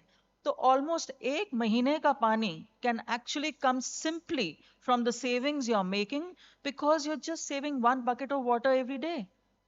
So I did this calculation simply to show you that it's the little things that matter, provided we do it to scale. If each one of us does it, if each one of us becomes a Jal Rakshak. Lifestyle choices, I think Professor Rudra also mentioned about life. And in life, one of the big pieces that is being talked about is are lifestyle choices that make all the difference between sustainability or being non-sustainable as an economy. And so here, just making the switch from coffee to tea, I'm not sure how many of you would like that, but if you don't have coffee and if you have tea, you end up saving almost 100 liters of water per cup that you drink. Having one less uh, substituting chicken for mutton. Mutton ना खा के अगर आपने chicken हफ्ते में एक बार भी खा लिया तो you save about 2000 3000 liters in that one week. So small little lifestyle choices, as you can see on this slide, small differences. And just by substituting one kind of food for another, one kind of dress for another. So instead of a jean, if you started wearing cotton pants, you would save a whole load of water. If instead of leather shoes, you started wearing canvas shoes, again, a whole load of water. So make canvas bring it back in fashion, or bring cotton trousers back in fashion, and you've saved a lot of water. The second R is reuse used water. Again, the distinguished panel spoke about how we are using water once. We are using water once and then discarding it. And so what the second R, reuse used water talks about is use water, use it again, and throw it wherever possible. Nobody's saying do it all the time, but if you can, do it. So for example, in my house, AC ke pipe ke niche ek bucket is always kept, and my car, the car washing is done using that water, or sweeping and swabbing is done using that water. Washing machine ka last rinse can be used for sweeping and swabbing. Chawal ko dho ke uska pani can be used for watering plants. So many, all of us know these tricks, but reuse used water wherever possible. The third are recycle wastewater. Now that maybe you and I can't do it in our households, but many of us belong to families where there are industries our parents run, our families run. So maybe we can just make sure that that water is being recycled and then reused. So a lot of states have also made rules now that water has to be recycled and then reused to the extent possible. The panel spoke about how we must use recycled water for agriculture. I would say not just agriculture, but agriculture, construction, cooling. There are multiple uses of recycled water, and that is what we must do. We have countries like Israel and Germany, which almost recycle water 9 times every drop before they actually throw it away. And that's what we need to do. It's a bit like you having 1 rupee in your hand, and I buy something from you with that 1 rupee, and then you take that same coin and with that you buy something else from a shop. That rupee actually becomes 2 rupees instead of 1. So recycling has the same effect.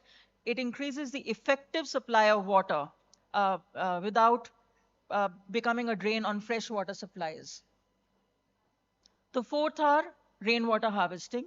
As Ranjan Pada very nicely said, and all the others said, it doesn't matter whether it's pretty, but if there's a depression in the ground which can store water, let water go there, let it stay there, let it percolate into the ground. If there's a dried well in your village, in your home, अपनी छत का पानी उसमें divert कर दो. Let it just percolate into the ground. But give water space. The floodplains of rivers are for recharging to groundwater. Don't let anybody encroach on them. Let the river be. And so, recharge to groundwater. Multiple options for doing recharge to groundwater, and ponds is one of them. And finally, it's the fifth R, but to my mind, the most important R, respect water. The way I see it is, in our culture, we are taught to respect our elders. And the net effect of that is that we take care of our elders when they reach a stage when they need taking care of. It's the same with water. Learn to respect water, you will automatically learn how to take care of it. And so, all the little traditions we had in our पुराने festivals, Deepawali पर आप कुएं पर एक छोटा सा दिया जलाते थे. अगर अभी भी गांव में, at least in the villages of North India, when a baby is born, there will be something called a kuan pujan. or there's a puja that is done near the kuan. So our forefathers equated prosperity, growth, happiness with water. We need to revive those traditions to remind ourselves water is not an economic resource. Water is a gift of God, and so we must learn to respect it. I will close this with saying each one of us can be a Jal Rakshak if we learn to care for water, work for water, and let's see how we can be like water. I've been working for water for 20 years now, probably a little more. And as I kept working for water, I learned something, which is शायद ईश्वर जल में ही बसते हैं. Anything you want to learn, you can learn from water. Life की कोई भी problem आ जाए, problem का solution आपको पानी में मिलेगा. Water, the amount of water on earth has been the same from the day the earth was made. एक बूंद कम नहीं हुआ है. It's the ultimate survivor. Water is there in everything you can see on earth. कोई कोना ऐसा नहीं होगा. पत्थर के अंदर भी थोड़ा पानी है, moisture है. हवा में moisture है, जमीन में moisture है, आपके आसपास है. It is the ultimate survivor, and you cannot stop water from doing what it wants to do. जल में वो धीरज है कि वो कहता है कि चलो मनुष्य अपने आप को मुझसे ऊंचा समझता है तो समझने दो, पर जब जल को गुस्सा चढ़ता है तो कोई रोक पाता है क्या उसको? You cannot. And so water is a guru. Water is, in my mind, a sort of God. And so I will close my talk today with a prayer that I want all of you to recite with me. Will you do that for me, please? And this is the prayer. So I'm going to ask you to please fold your hands like we do when we do prayer, and please recite with me. The prayer is written. Om Jalai Namo Namah.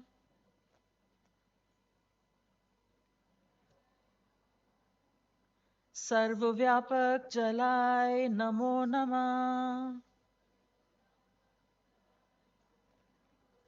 ज्ञान सागर जलाय नमो नमः. गुरुवम जलाय नमो नमः. What this prayer basically says is that there is Guru in water. Why?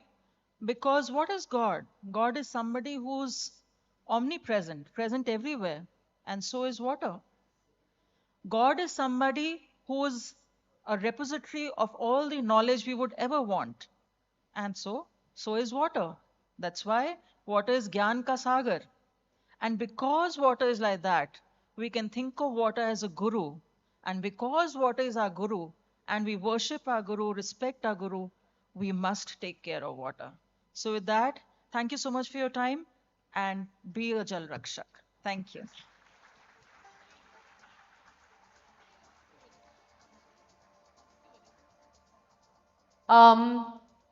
So should you have any question now, please raise your hand. We'll get you a microphone, and then briefly and very clearly pose your question. Anybody? Anybody from the audience?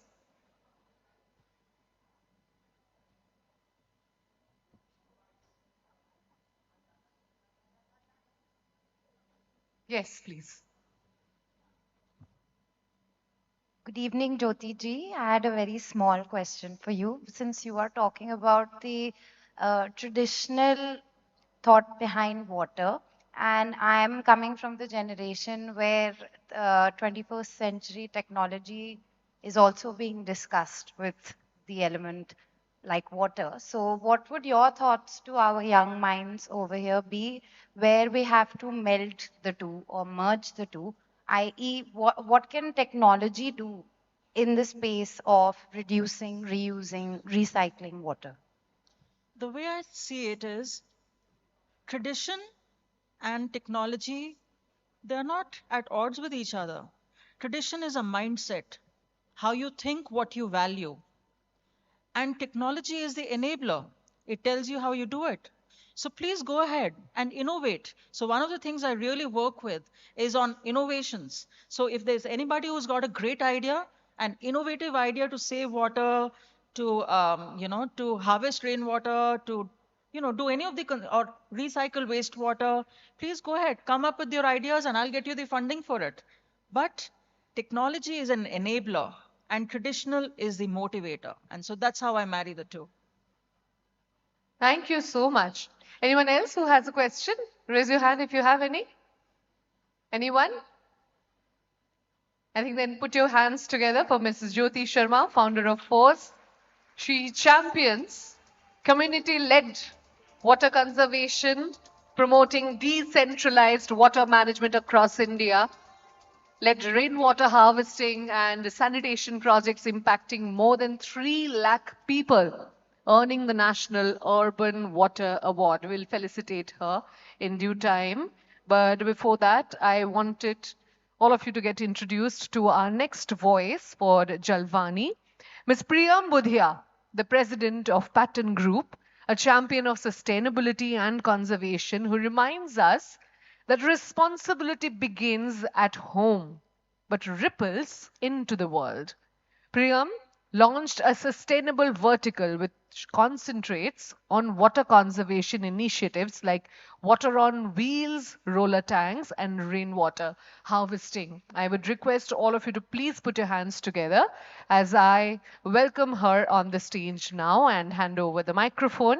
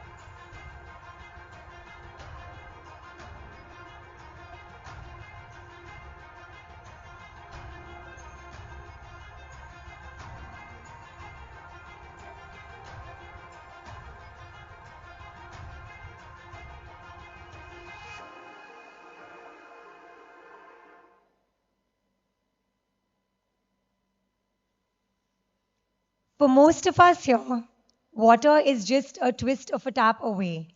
But for millions in India, water means hours of walking, heavy loads, and lost opportunities. Water is becoming the next luxury, and that reality demands change. Good afternoon, everyone. I'm Priyam Budhia. I studied management and entrepreneurship in the UK, worked in global banks in London, and could have stayed there. But I chose to come back home because I believe business should be beyond profit. My question has always been simple. How can business become a wheel of change?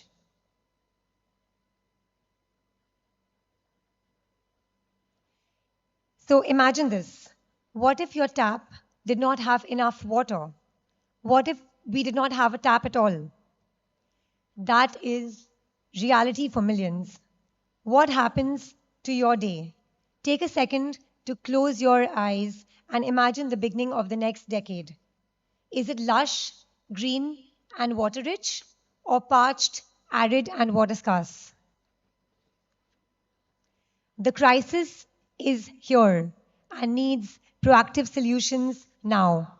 And it won't be exaggerating to say that the next war will be over water. India has 17% of the world's population, but only 4% of fresh water. 600 million already face a high water crisis. 2 lakh people die every year due to unsafe water. So what is the true cost of water? The cost of water is not only in rupees, it is in its health, dignity, and lost opportunity. this is an interesting image, right? I see a lot of kids in the hall, and you must be wondering what this is all about. When I first heard the term Pani Bais, I was intrigued. Who are they? Why this name? Let me take you to a small village in Maharashtra called Denganmal. Here, men marry not only one wife, but two or even three. They call them Pani Bais, which is actually water wives. Not wives for love, not for companionship, but for survival. Mostly widows or single mothers, their only duty is to fetch water. Every day, these women walk miles under a burning, scorching sun, having been turned into glorified water mules. Polygamy, which is illegal in India, has quietly become normalized here. Because when water is scarce, society bends its rules. Because when water is scarce, it takes away dignity before it takes away life. Now, let me take you from rural India to global cities and even back home. Day zero is the day when a city's municipal water supply completely runs out. Taps are switched off, homes and businesses go dry, and people queue at public collection points for a small daily ration. So, just to give you an example, Cape Town in South Africa came closest in 2018. After 3 years of drought, the city announced potential day zero for April. If it had arrived, 4 million people would have survived on just 25 liters a day, collected under guard. The city barely escaped with drastic restrictions and strict public discipline. The warning soon came closer to home. So, in June 2019, Chennai made international headlines when the city officials declared that day zero had arrived. Most of our cities face the risk of day zero when taps run dry. A BBC report ranked Bangalore, imagine Bangalore, second in the world most likely to run out of drinking water. India's own Niti Aayog later warned that by 2020, 21 major cities in India, including Bangalore, could face day zero. Groundwater is vanishing, tankers are lifelines, and families already live the reality of dry taps. No city, no matter how advanced, is immune to water breakdown. Pani Bais in rural Maharashtra to a potential day zero in Bangalore, two extremes of India, both shaped by the same crisis. When water disappears, it doesn't just change routines, it actually rewrites lives. In a volatile, uncertain, complex, ambiguous world, change is the only constant. We've all been hearing about climate change for over a decade. We've all been seeing scary numbers and stats and projections. But has that been enough to inspire us to not just make a change ourselves personally, but become a wheel of change in society? So let me tell you about my own personal story. Enough for facts and figures. For me, it all began on a sunny Sunday afternoon. The first time I saw Geeta, or rather Geeta found me, I was 6 years old and doing something I had been explicitly told not to do, climbing a tree in the backyard. I was lunging for the higher branch of the mango tree, and instead of shooing me down, she helped me up. And of course, immediately proceeded to become my next best friend. This friendship lasted till I set sail for the UK for my higher studies. But when I returned home for good, I came home to know Geeta. She had retired to her village, and that's where I went to visit her. We were having a wonderful time just catching up till her daughter in law walked in to say, "It is time to go fetch water." Seeing the confused look on my face, Geeta said, "This is not like the city. There is no piped water here. So we need to go to the tube well at the other end of the village. It will take 2 hours at least to go and come back. As I saw Geeta, her daughter in law, and two granddaughters, aged 8 and 11, who had to skip school for this, gather an assortment of buckets, paint buckets, and jerry cans to set out on this quest for water, I felt like a foreigner in my own country. Even the firm but lovable nanny, kind of like an Indian Mary Poppins, she handed me a bright yellow jerry can and asked me to make myself useful. I had grown up privileged in a developing country and moved to an even more developed one, which is the UK. I had no idea that something that is so basic, a basic right, something we take for granted every single day, was costing rural families in water scarce geographies their health, their children, their education, and the women their empowerment. I realized this was not just an inconvenience, this was injustice. Geeta's story was not hers alone. It was the story of millions and millions of women and girls in rural India. Globally, women and girls spend approximately 200 million hours every day to fetch water. And a rural Indian woman walks anywhere between 5 to 10 kilometers a day to access and transport water. As a company, we explored how to make every drop count because dignity should never be a luxury. This sparked the start of Patton's innovation vertical, which designs simple, scalable, yet sustainable solutions. Let's take a look at our first design, a roller tank, which is called the Patton Water on Wheels. জীবনের জল তরঙ্গে জীবনের নতুন ছন্দে জীবনের অঙ্গে অঙ্গে pattern সবুজ সকালের ভাষা ছোট ছোট আশা ভালোবাসা জীবনের সাথে জীবনের জন্য প্যাটার্ন জীবনের জল তরঙ্গে pattern pattern. So as you saw in the video, this is a roller tank. It's also called the water on wheels. And this tank is a 90-liter tank, which is actually 5 times the volume of a regular bucket, which women and girls used to carry in rural India on top of their heads, on the side of their waist. This allows for faster, easier, safer transport of water. This ergonomic roller design and handle also make it move like a wheelbarrow, and it helps to reduce the physical fatigue that women face to fetch water. This design also, most importantly, it also brings down hospital costs. It decreases the health hazards because the head and spinal injuries have gone down. When you move the roller tank like a wheelbarrow, it really reduces a lot of health issues. The biggest thing is there is now women equality and also women safety, because earlier only women used to go to fetch water. Now men and women both go to fetch water since we've distributed these roller tanks. And besides that, because women and men both go to fetch water, that means increased safety and also better gender equality. And the attendance of the girl child in the schools has improved because now, instead of just fetching water on a daily basis, they roll this tank once every 5 days instead of going every single day to fetch water. And also the women who used to fetch water on a daily basis, now it's leading to greater empowerment because the women are also using their time more productively by making handicrafts, achars, all of that in the villages instead of fetching water on a daily basis.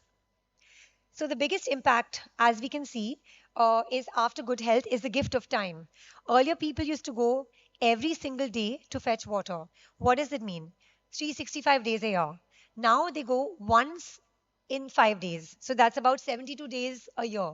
That much time is freed up to pursue educational and economic opportunities. So this also helped decrease gender barriers, as I mentioned, and greater convenience, lesser water contamination because there's a lid, and greater empowerment overall. So understanding the potential of these roller tanks to uplift rural societies, we took this project to our state chief minister. With her support, we rolled out our roller tanks across West Bengal. Over time, what had started with Geeta is now available in multiple states across the country: West Bengal, Orissa, Jharkhand, Bihar, and even Rajasthan. Approximately, we have been able to touch 6,500 villages and over 4.2 million lives. So at the end of every successful project, I think of Geeta. If not for that one visit, if not for that one person, I would not be here talking to you today. And now, moving to our next innovation, which is very, very close to my heart.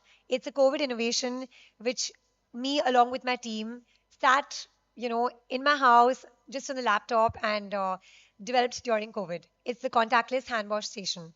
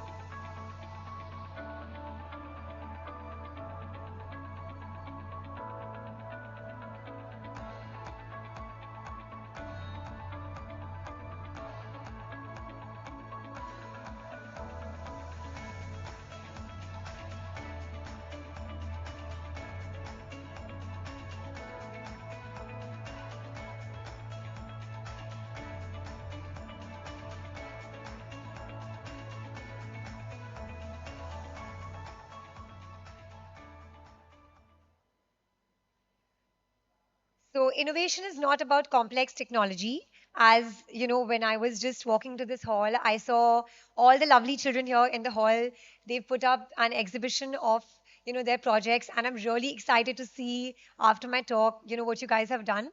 And definitely, innovation is not about complex technology. It is about solving everyday problems and adapting to change. During COVID, the need of the hour was a contactless, safe hand washing unit. So we created this foot operated, splash free solution that worked with or without piped water.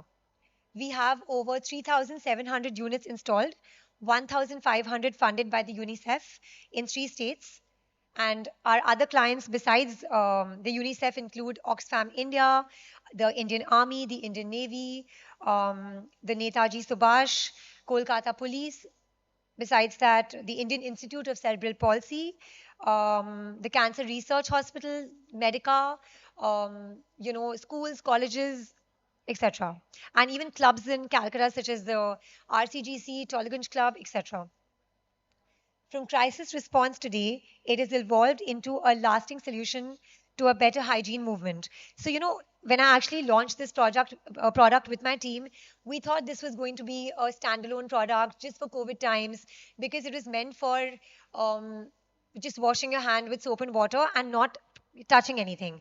So we thought this would probably last just till COVID lasted. But surprisingly, over the last few years, even though COVID's gone, we've been getting, repeat orders for this because what was just a COVID innovation has turned into a better hygiene movement. So moving on, the United Nations Sustainable Development Goals have been designed as a blueprint for peace and prosperity for people and the planet, now and in the future. Both our projects, the Water on Wheels and the Contactless Safe Hand Wash Station, connect to several UN Sustainable Development Goals, specifically good health and well-being, clean water and sanitation, gender equality, climate action, and many more. So I'm a firm believer that every problem has a solution. You simply need to find it. I wanted to empower our community to save water, and I did that via various awareness campaigns across media. We built awareness through newsletters, radio, television, panel discussions, and talks like today's, both nationally and internationally, in person and online. We are honored to have touched lives across the board: schools, hospitals, government projects, public and private sector organizations, and many more to drive sustainable solutions. So, on the screen, you can see a couple of letters. We've received letters of appreciation from the Indian Institute of Cerebral Palsy, some from the Agricultural Society of India, applauding us for the work we've done, and also for the Water on Wheels project, we've received letters from schools in rural Rajasthan, in a place called Hirapur in Rajasthan, for the roller tanks which we've distributed in those areas. So I began this journey not with a product, but with a question. How can business create change that truly matters? Innovation does not have to be complex or expensive. Innovation is not about changing the world in one big step. It is about wheeling small changes every day. My challenge to you is this: do not wait for day zero. Be the wheel of change in your community, in your workplace, in your country. Because water should never be a luxury, because every drop counts. And to end, here's a short video to help remember that the future is here, the future is now, and the future is you. Thank you. एक दिन हमारे गांव में किसी ने नहाने का सागर रख दिया।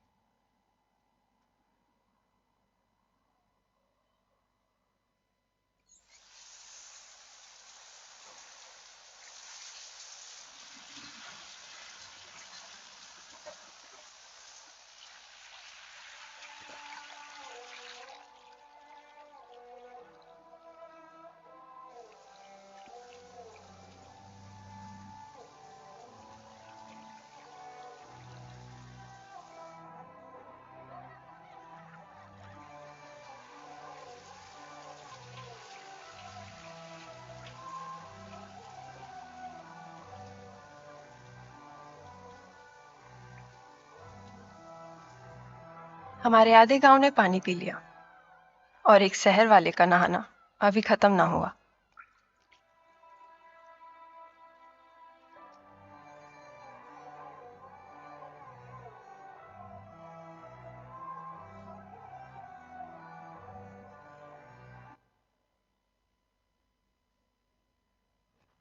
Thank you so much for listening to me. Thanks for your patience. And as Jyoti ma'am said, and I resonate, let's all be a water warrior. Let's all be a Jal Rakshak. Thank you once again. I would request you to kindly stay back for the Q&A. If there are any questions that you have in your mind, please raise your hand. Can I have a microphone for Dr. Rudra?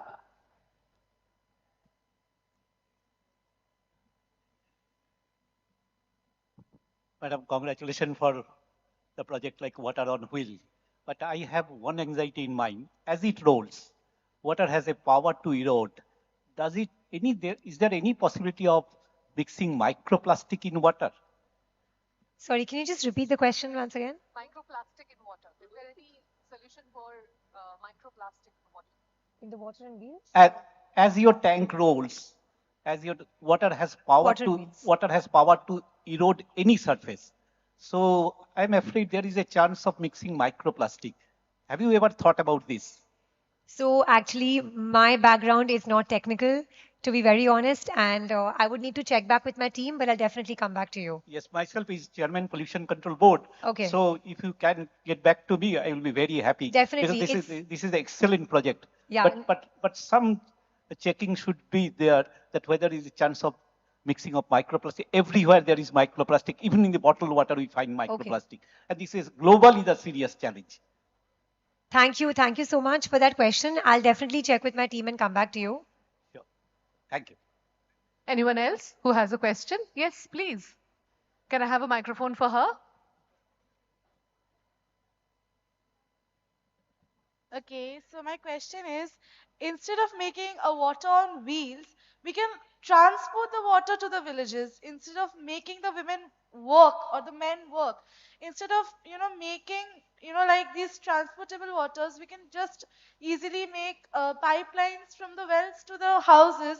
So it makes, it saves more time, increases time productivity, and women, not only women, both men and women, they can save their time, they can put their time into education, their own work, and even children can use their own time productively. So that's definitely a big question. Instead of making water on wheels, we can just transport the water from the wells to the houses, maybe. I think that's a better solution. Priyam? So my view on this is, it's interesting that you actually heard the whole thing, and you thought of something which is counterproductive. I feel that the government, be it our state or even centrally, they are working on a lot of water initiatives where right now there is water is, especially drinking potable water, is very easily accessible in urban India. But in rural India, there is no piped water access in most of the places, in like, really like the smaller districts. So the ultimate aim is to make it like urban India, right? Like in the semi-rural areas and rural areas, to get piped water access, so that every home has their own piped water access, so that we don't even need to go to the well to get water. It's the way right now you go to the basin, you get water. So ultimately, that's what the aim is. So till then, this is like an intermediary solution we've come up with for the roller tanks. But this is why I'm here for this talk, to look at other positive, innovative solutions that you kids have. And we'd be happy to work with you. If you have any other innovative ideas, uh, definitely happy to work with you. Thank you, ma'am. Thank you. Anyone else? Anyone else? Raise your hand if you have a question.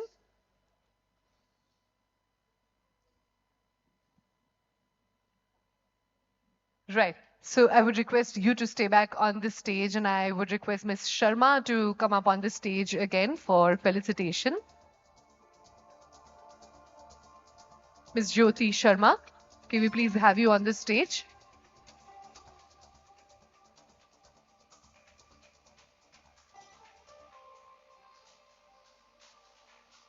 Can I request Mr. Pankaj Poddar, Executive Director, Chief Marketing Officer, Electrosteel, to kindly come up on the stage and felicitate Ms. Priyam Budhia.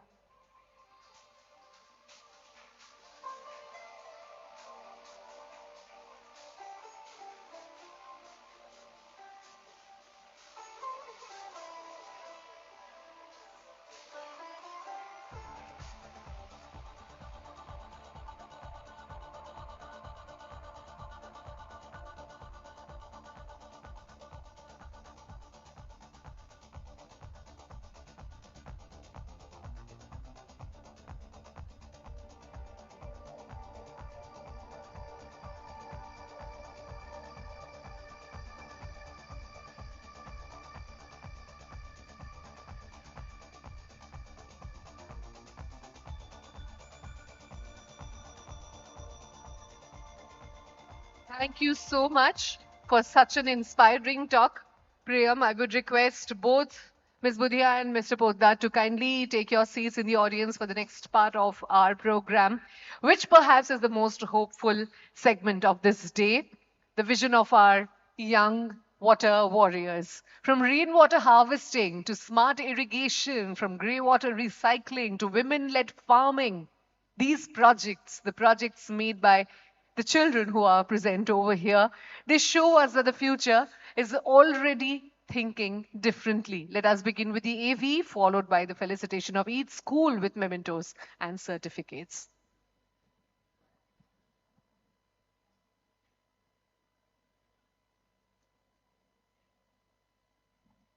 Can we have the AV, please?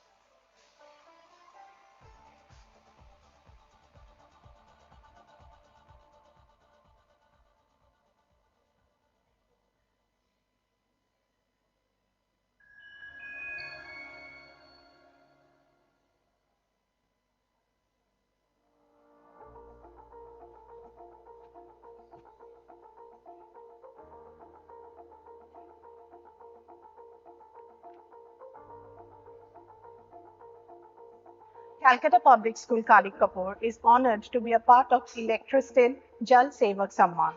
We are really excited and we appreciate your view that you are thinking about the water conservation. We are really thankful to Electrosteel Jal Sevak Samman 2025 for organizing a wonderful summit.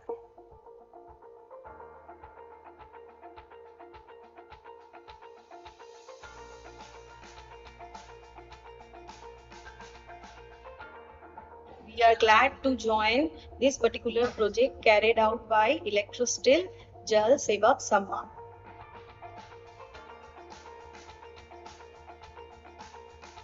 আমরা খুব খুশি যে এরকম একটা প্রোগ্রামে যে ইলেকট্রোস্টিল জলসেবক সম্মানের মতন একটা প্রোগ্রামে আমাদের স্কুলকে অন্তর্ভুক্ত করা হয়েছে। ইলেকট্রোস্টিল জল সেবক সম্মানকে আমি আমাদের স্কুলের তরফ থেকে অসংখ্য ধন্যবাদ, কৃতজ্ঞতা এবং নমস্কার জানাচ্ছি। আমরা এই স্কুলের ছাত্রীদেরকে নিয়ে ওনাদের আয়োজিত যে ওয়াটার সামিট, সেই সামিটে আমরা অংশগ্রহণ করতে পারছি। On behalf of A.K. Ghosh Memorial School, would like to thank Electrosteel for inviting our school.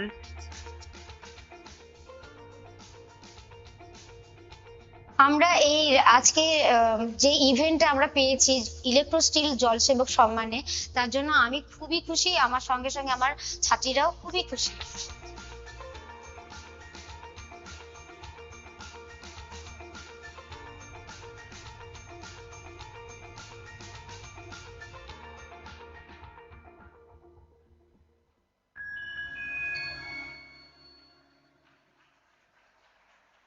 I would now like to request our chief guest, Mr. Nilapatla Ashok Babu, the Director, National Water Mission, Ministry of Jal Shakti, to kindly come up on the stage and felicitate the schools. We're going to be starting with Sri Shikshayatan School. Please put your hands together for the water warriors of Sri Shikshayatan. Can I request the representatives to kindly come up on this stage? Can I have a huge round of applause for Sri Shikshayatan School, followed by Aditya Academy Senior Secondary. Please be ready after this. Aditya Academy Senior Secondary School.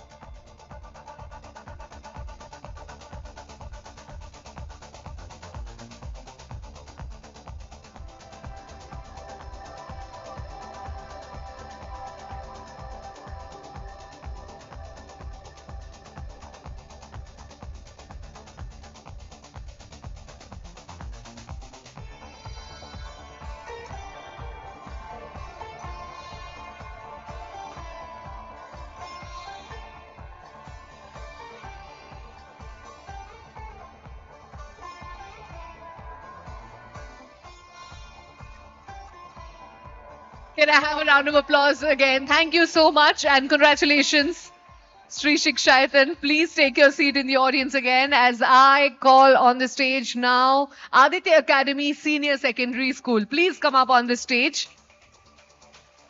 After this, I would also request A.K. Ghosh Memorial School to please be ready.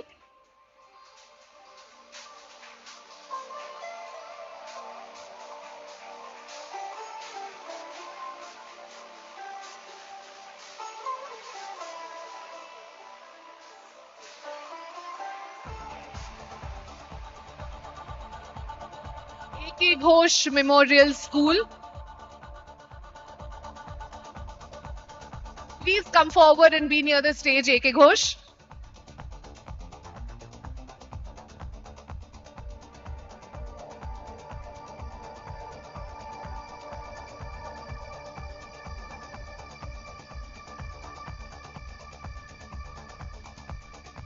Thank you so much. Aditya Academy Senior Secondary, thank you for participating in this wonderful project you guys have made. A.K. Ghosh Memorial, can you come up on the stage now? Followed by APJ School Park Street. APJ School Park Street, please be ready after this.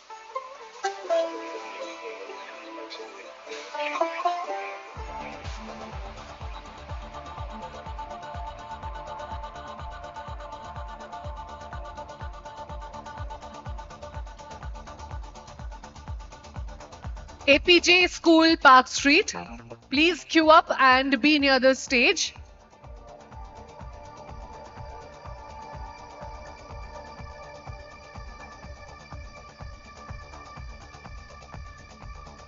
Congratulations, A.K. Ghosh Memorial School. Can I have a round of applause for them?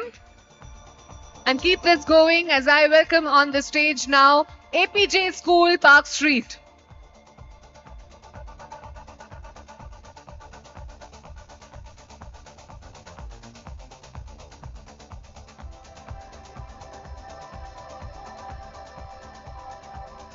APJ School Park Street. Followed by Balia Nopor Chandra Balika Vidyalaya. Balia Nopor Chandra Balika Vidyalaya.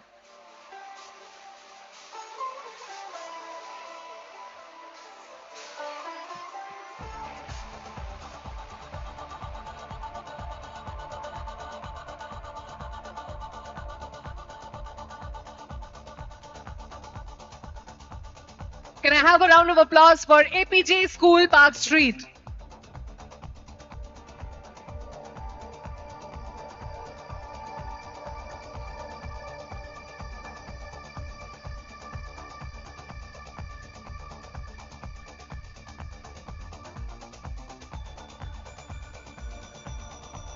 Congratulations, and please take your seat in the audience now. Can I have Balia Nopor Chandra Balika Vidyalaya on this stage now? Followed by Calcutta Public School Kalikapur. Calcutta Public School Kalikapur, please be ready after this. And right now, can I have a round of applause as the girls of Balia Nopor Chandra come up on this stage.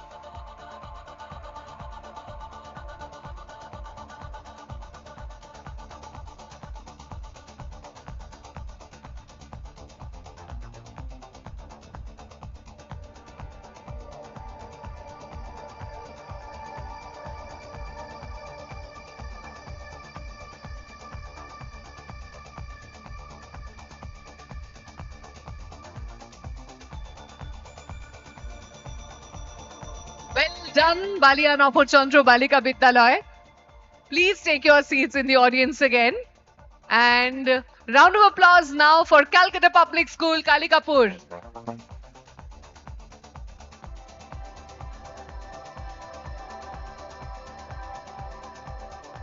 After this, Dr. Shama Prasad Mukherjee Institution, please be ready. Dr. Shama Prasad Mukherjee Institution, please queue up near the stage.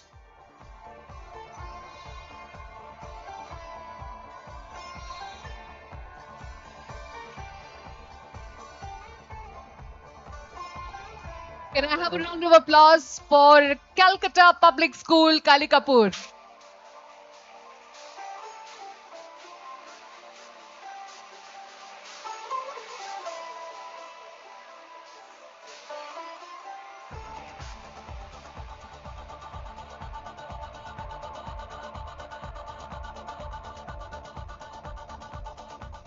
Congratulations, Calcutta Public School.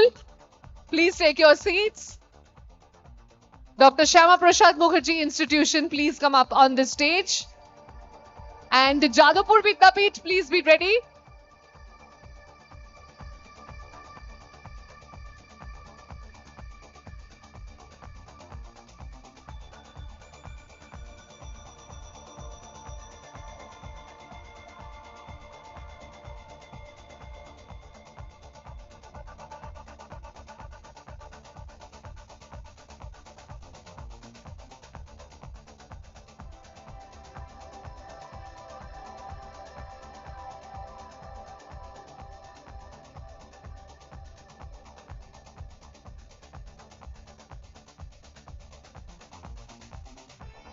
Round of applause for Dr. Shyama Prasad Mukherjee Institution. Thank you and congratulations on your project. Jadupur Vidyapith, can I have you on stage?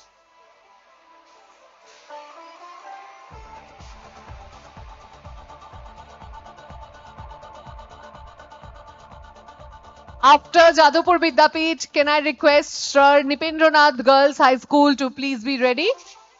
Sir Nipendranath Girls High School, please be ready after this.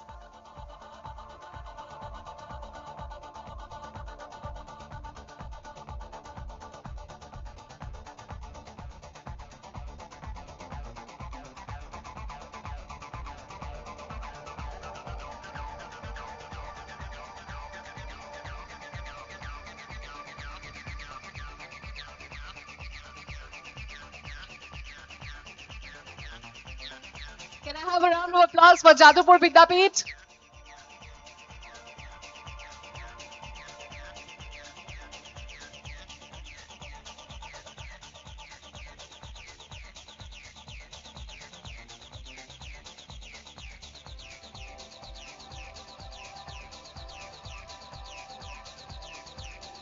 Thank you and congratulations, Jadupur Vidyapith.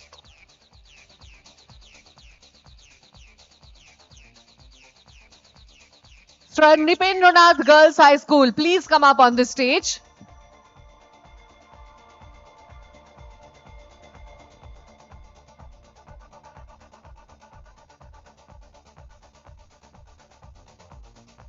I would also request St. Joseph and Mary School to please be ready after this.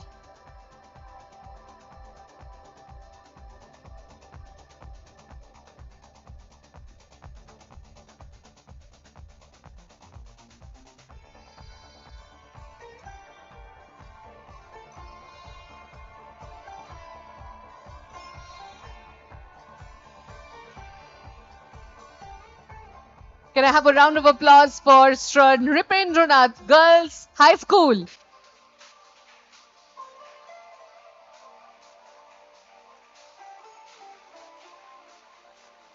Congratulations.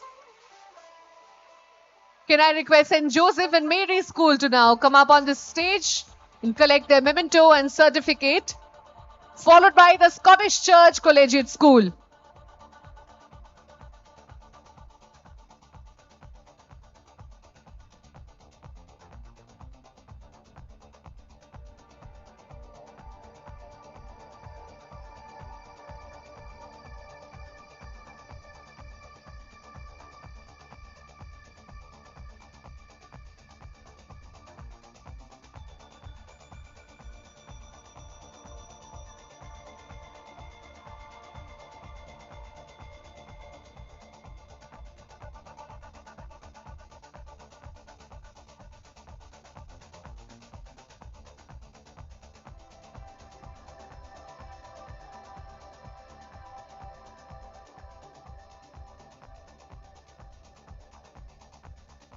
Congratulations. And lastly, the Scottish Church Collegiate School, please come up on the stage, collect your certificate and memento. Can I have a round of applause for Scottish Church?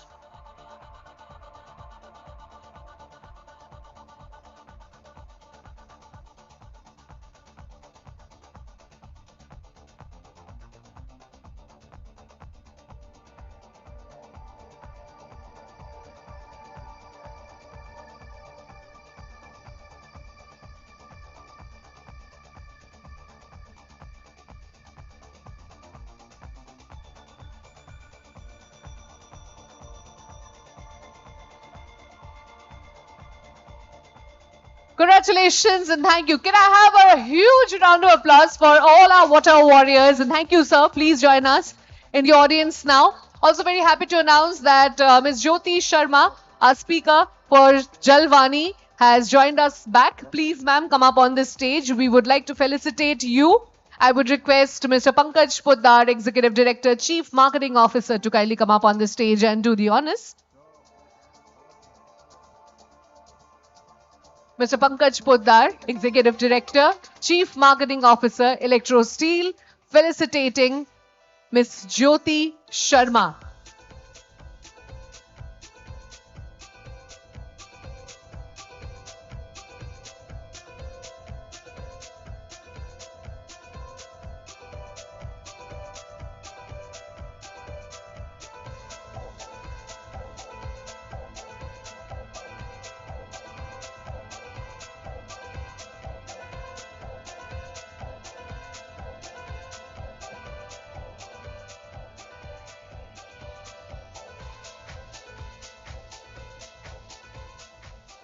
Thank you so much. And as Jal Manthan 2025 flows to a close now, let us carry its sense with us that every drop counts, every voice matters, every action ripples into a change. On behalf of Electrosteel Castings Limited, I thank our dignitaries, I thank our speakers, our panelists, and all the schools and each one of you for being a part of this journey. We now invite you to join us for high tea in the pre-function area, and please do not miss the students' water conservation model displays until 6:30 p.m. today. Thank you so much, everyone. Have a great evening ahead.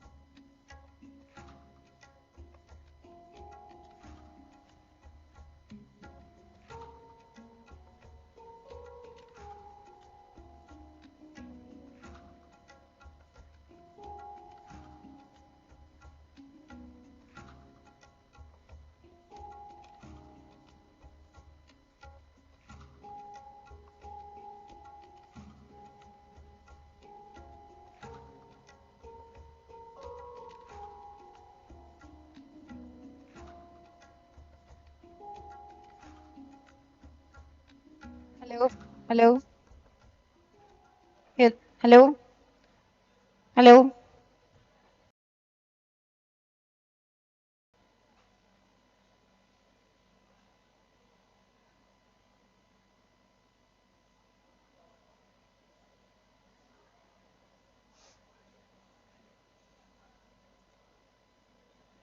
Good evening, ladies and gentlemen. We kindly request all our guests to be seated as the program is about to begin shortly. Thank you very much.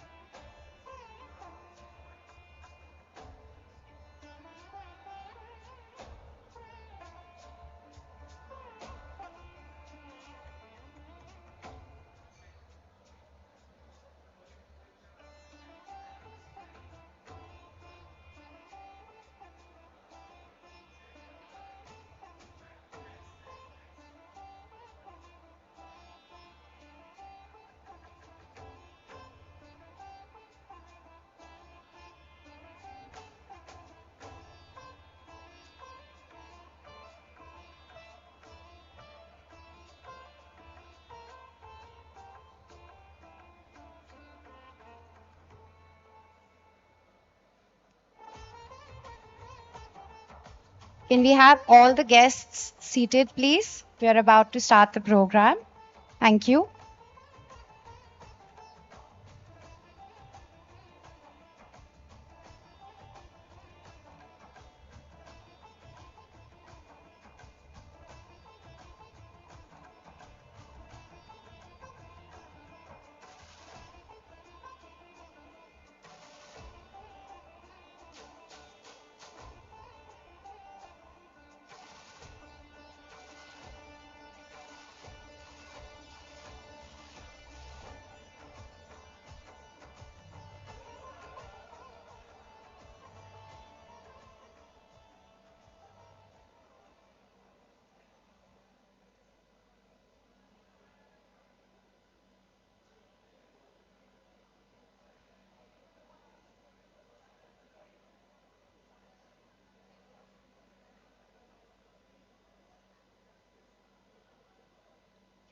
Good evening, ladies and gentlemen.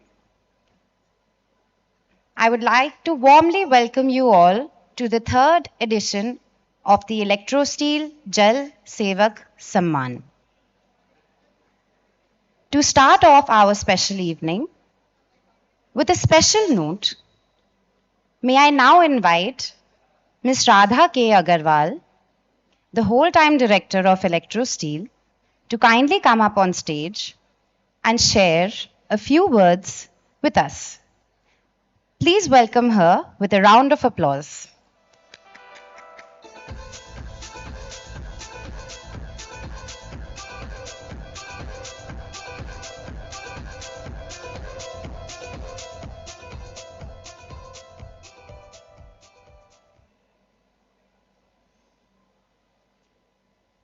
नमस्कार आज জল সেবক সম্মানের তৃতীয় সংস্করণে আপনাদের সবাইকে আন্তরিক অভিনন্দন ও স্বাগত জানাই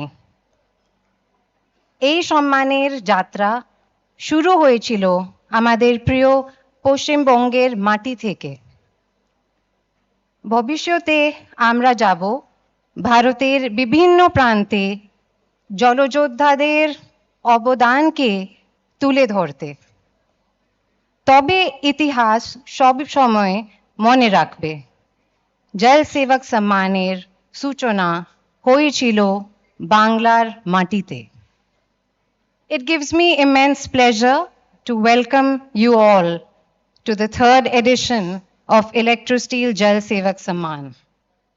This occasion is not merely an award ceremony, but a celebration of courage, resilience, and vision, a tribute to the unsung heroes, the water warriors, who have dedicated their lives to preserving our most precious resource, water.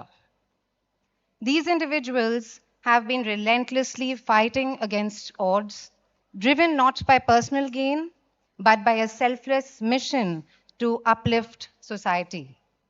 Their journeys reflect an extraordinary spirit to be the change they wish to see, not only for themselves, but for their communities.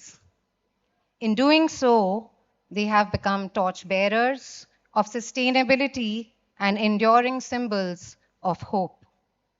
At Electrosteel, we have maintained the utmost sincerity and transparency in recognizing their contributions. A dedicated jury has undertaken the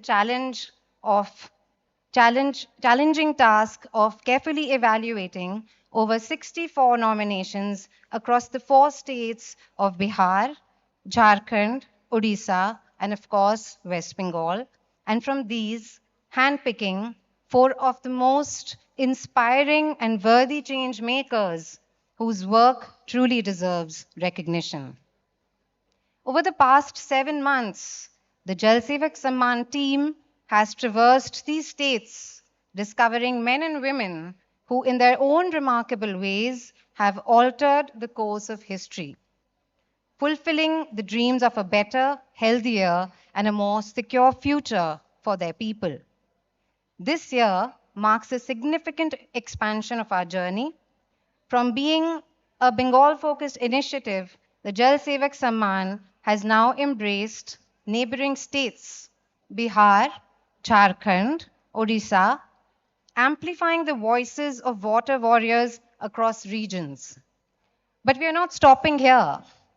With immense dedication to spreading awareness on water conservation, we will endeavor in the coming years to extend the mission to the southern states and other regions of India, with the vision of building a truly national presence for this noble cause.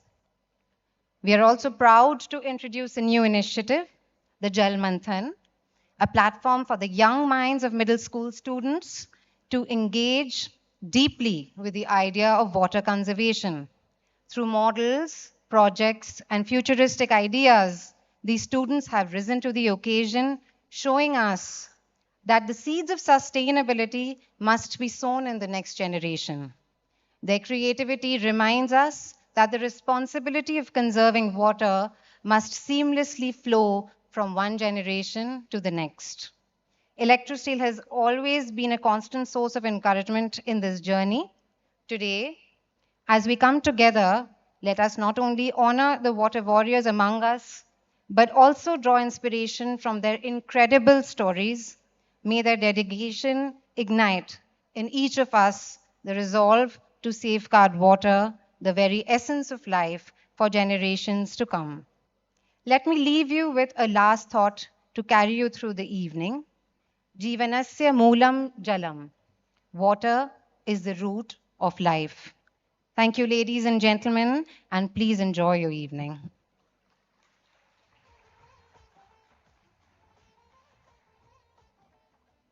Thank you, Ms. Radha, for such a wonderful opening note. जल ही जीवन है, जल ही संसार का आधार। इसका संरक्षण ही है हमारा सच्चा सत्कार।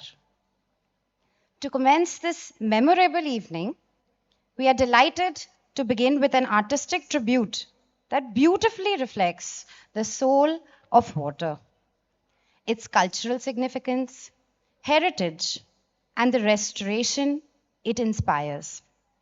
Please join me in welcoming this evocative performance celebrating the timeless connection between culture and conservation.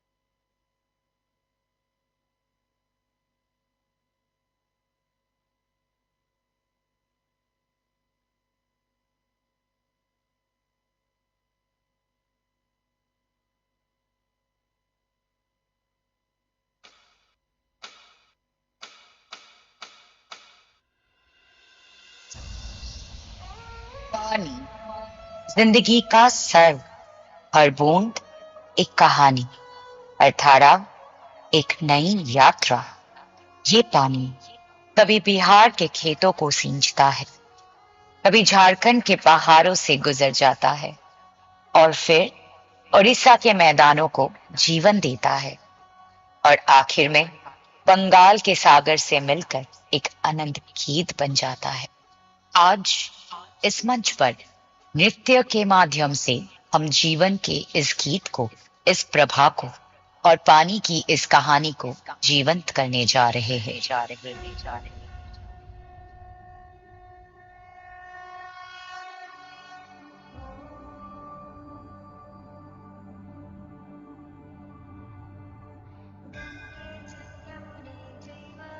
Godavari Saraswati नर्मदे सिन्धु कावेरी जलेऽस्मिन् सन्निधिं कुरु।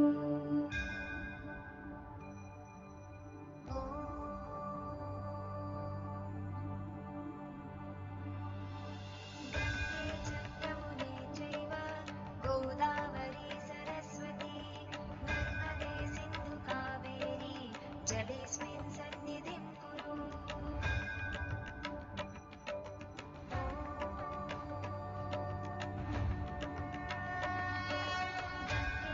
यमुने चैव गोदावरी सरस्वती नर्मदे सिन्धु कावेरी जलेऽस्मिन् सन्निधिं कुरु।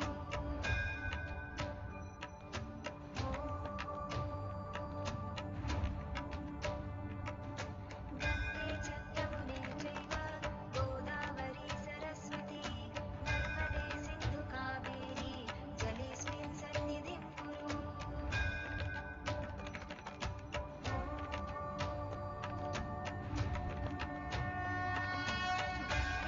यमुने चैव गोदावरी सरस्वती नर्मदे सिन्धु कावेरी जलेऽस्मिन् सन्निधिं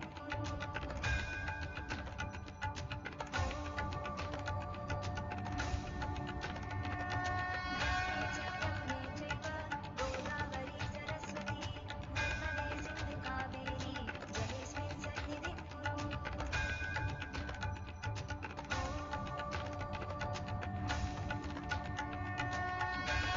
यमुने चैव गोदावरी सरस्वती नर्मदे सिन्धु कावेरी जलेऽस्मिन् सन्निधिं कुरु।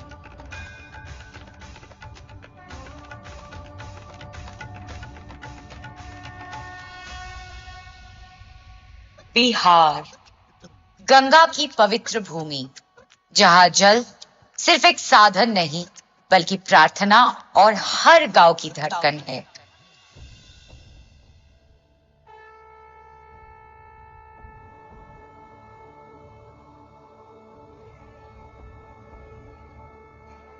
या देवी सर्वभूतेषु शक्तिरूपेण संस्थिता नमस्तस्यै नमस्तस्यै नमस्तस्यै नमो नमः।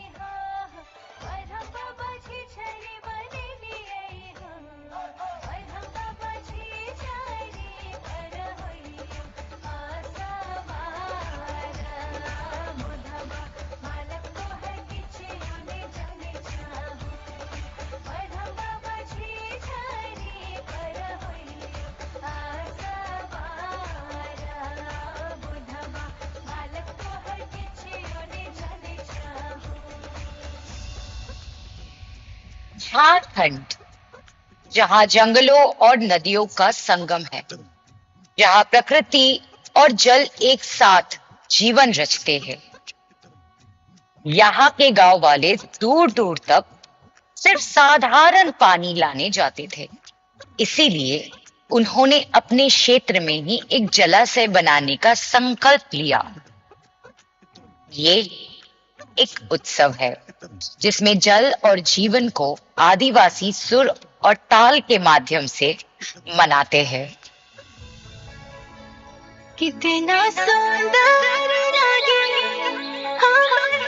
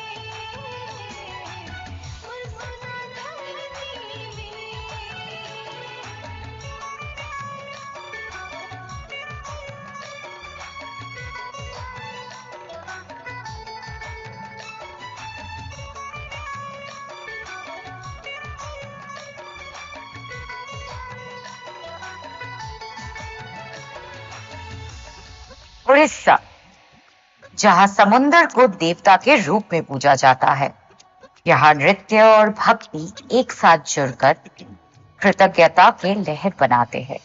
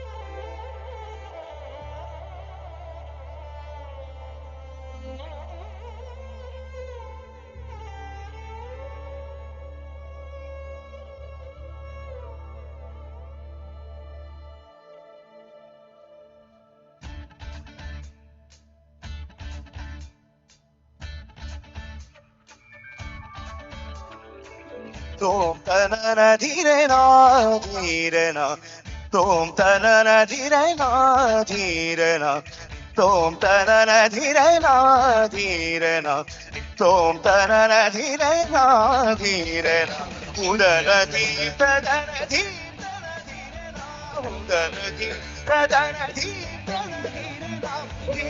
no da no da dhire na dim da no da dhire tom da na dhire na tom da na dhire na tom da na dhire na tom da na dhire na udana di da na di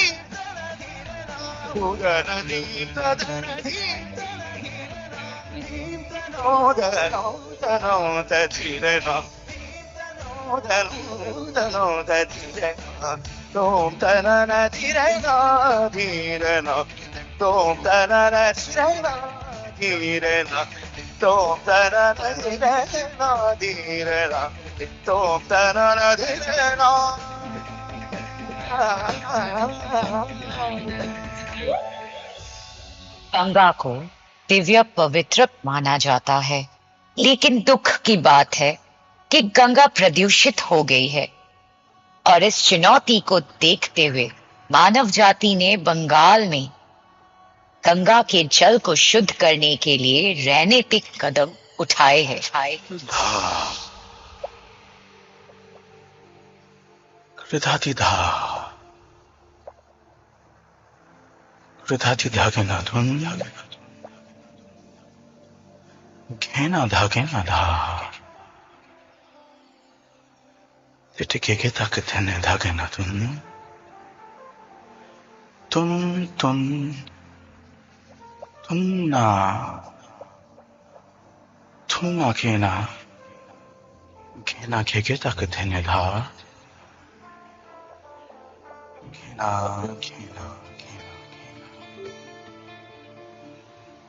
घेना धागे ना धा कहते कथा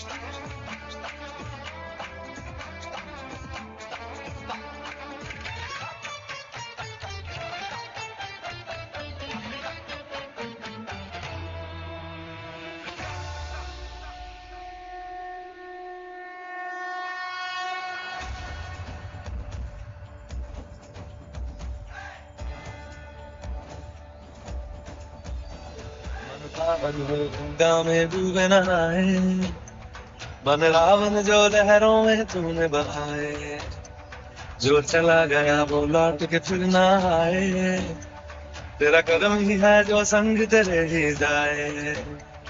मन पावन हो गंगा में डूबे नहाए, बन रावण जो लहरों में तूने बहाए।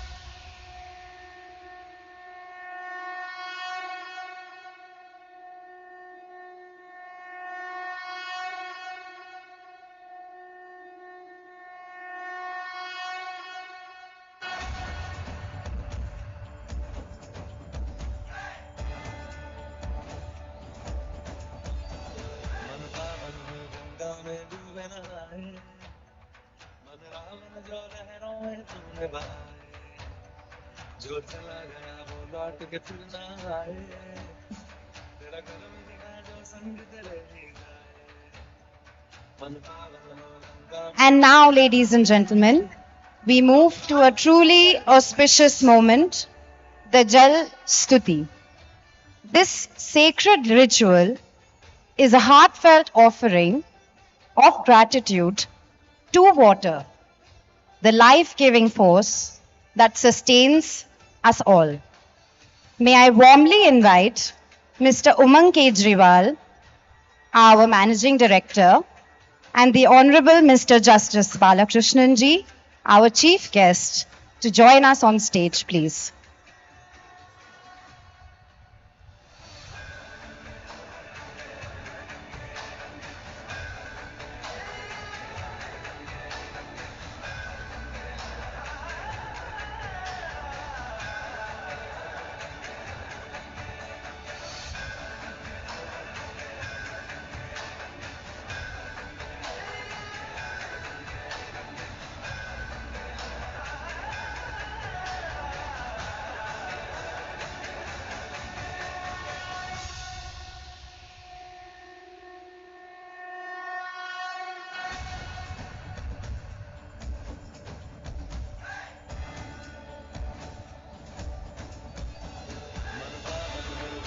में डूबे न आए बन रावण जो लहरों में तूने बहाए जो चला गया वो लौट के फिर ना आए तेरा कदम भी है जो संग तेरे ही जाए मन पावन हो गंगा में डूबे न आए बन रावण जो लहरों में तूने बहाए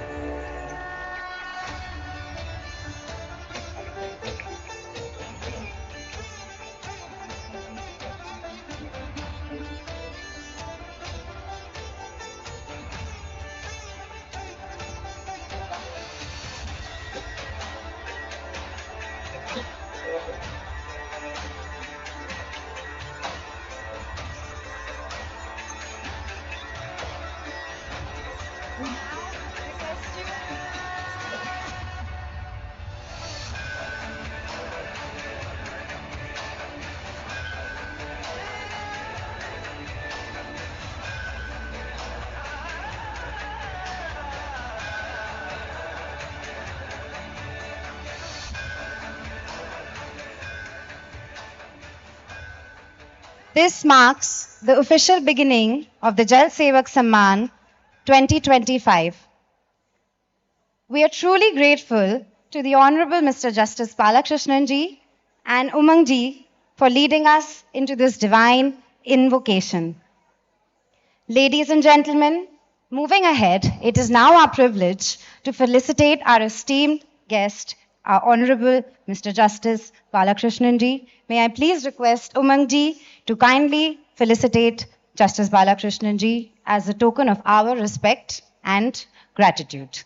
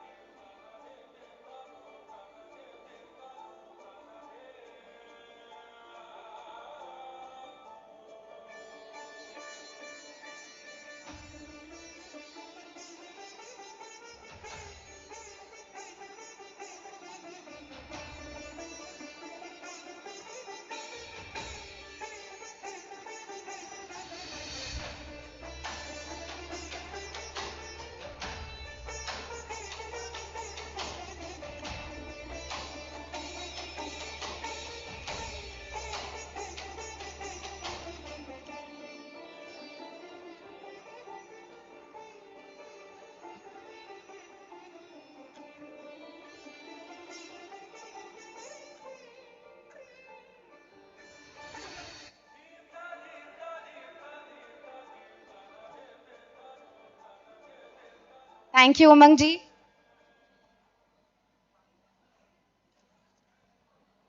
Sir, please say a few words, sir. I am really thrilled to see the wonderful performance by these artists. My hearty congratulations to one and all of them. It's a very, very wonderful, really, really wonderful. the way in which they acted. Thank you so much.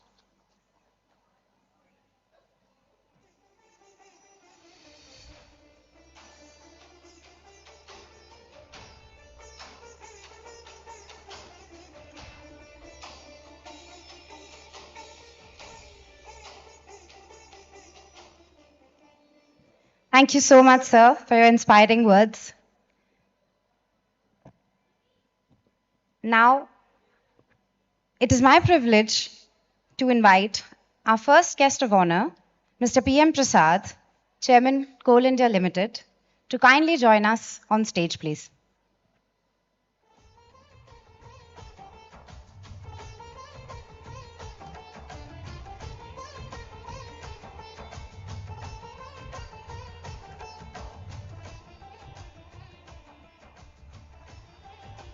To felicitate Mr. P.M. Prasad, may I please request our whole-time director and CEO, Mr. Sunil Katyal, to kindly come on stage.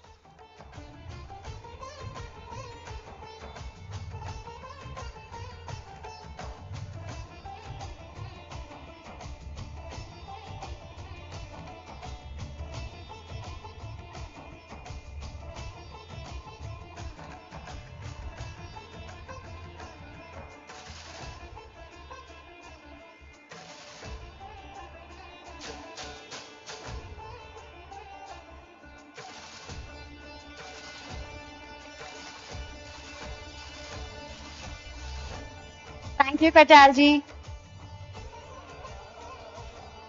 Now, sir, since we have you on stage, I would like to request you to say a few words, please. Thank you.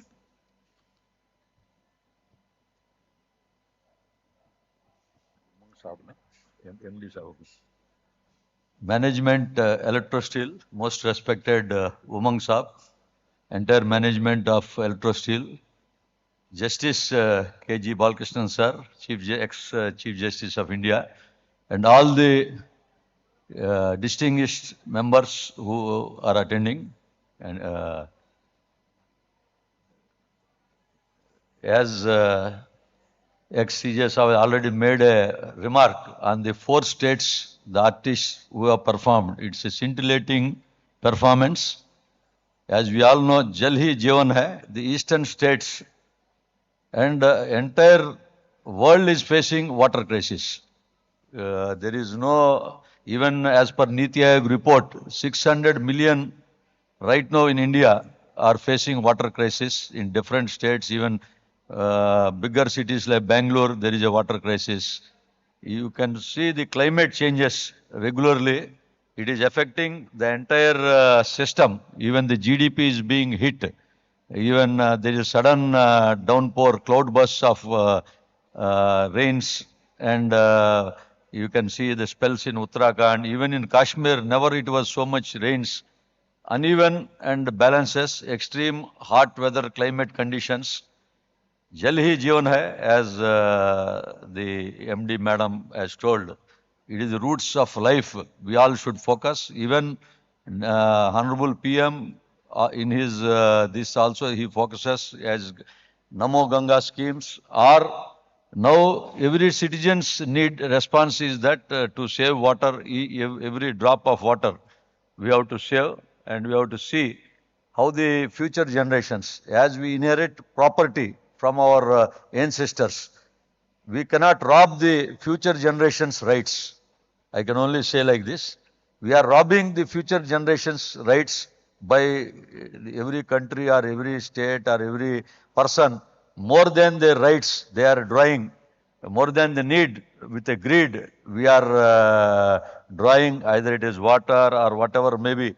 You have to see the future generations and the extreme hot weather climates.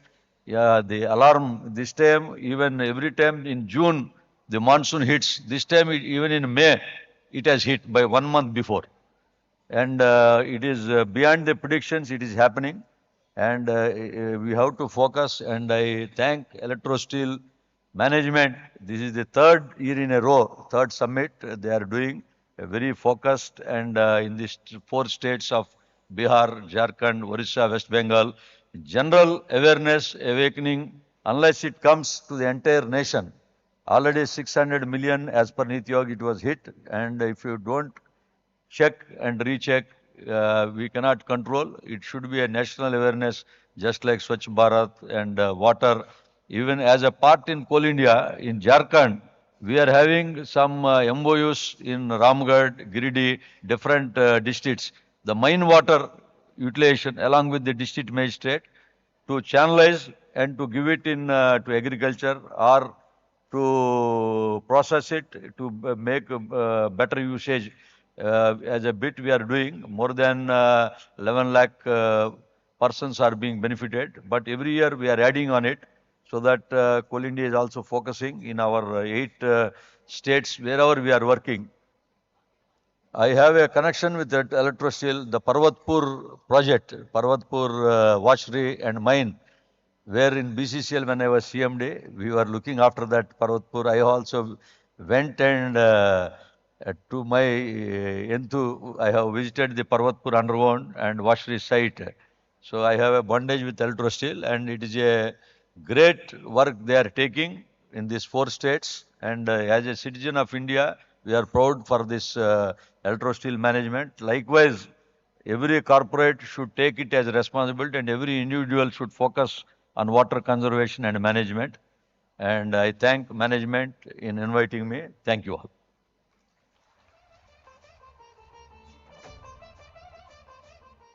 Thank you so much, sir, for your inspiring words and your valuable presence. We're deeply honored. Moving forward, I'm delighted to invite our next guest of honor, Dr. Dhriti Banerjee, Director, Zoological Survey of India, to kindly come up on stage.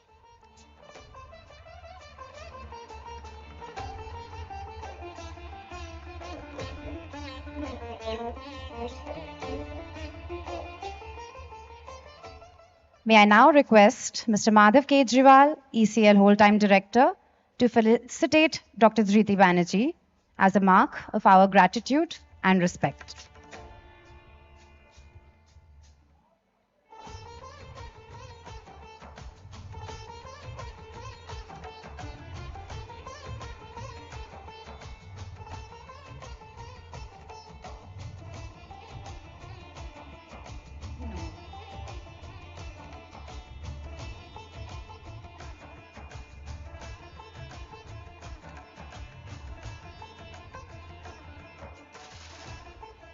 Okay, I think Madhav has turned the corner. He must be in the loo. I'm going to ask my sister, Ms. Radha Kejriwal Agarwal, Whole-Time Director at Electrosteel, to felicitate Ms. Dhriti Banerjee.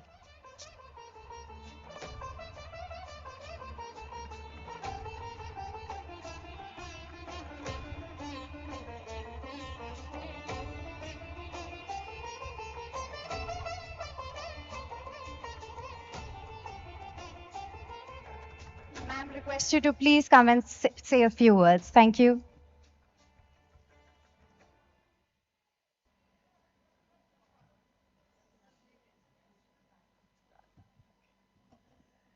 Good evening, ladies and gentlemen.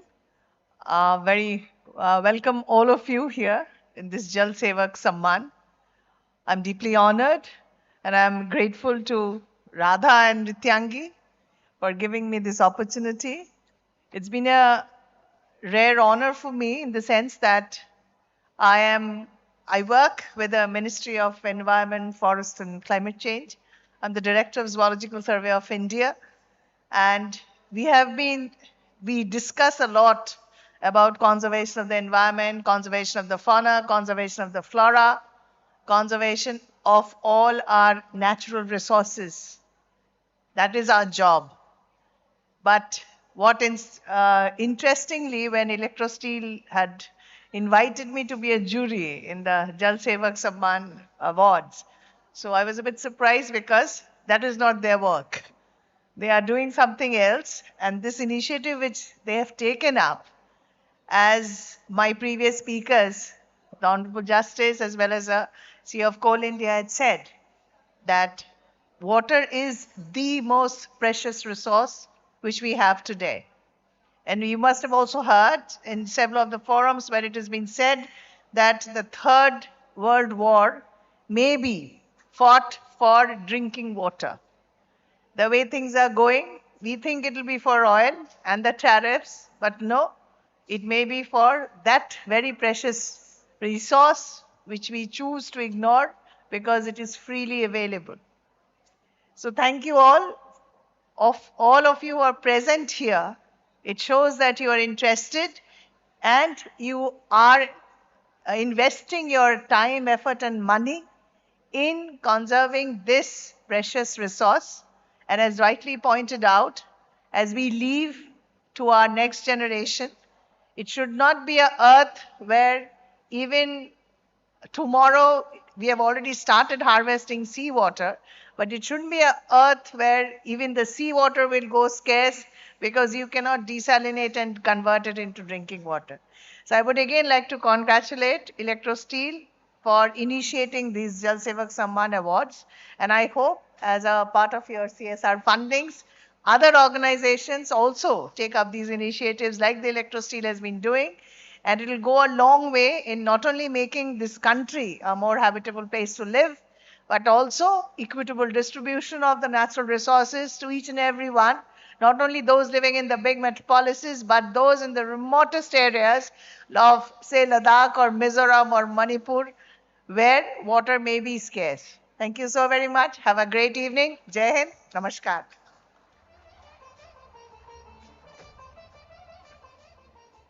Thank you so much, ma'am, for your insightful and motivating words, as always. We shall now move on with the evening and present to you a video showcasing Electrosteel's journey and its commitment to water sustainability. Can we have the AV, please?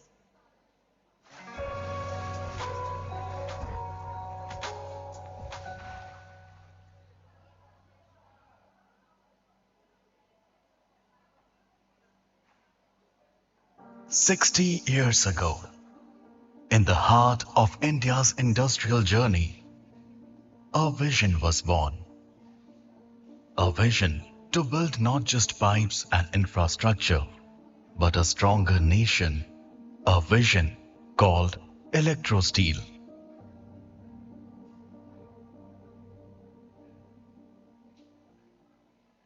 From humble beginnings, we grew, laying the foundation for water supply and infrastructure across India and beyond.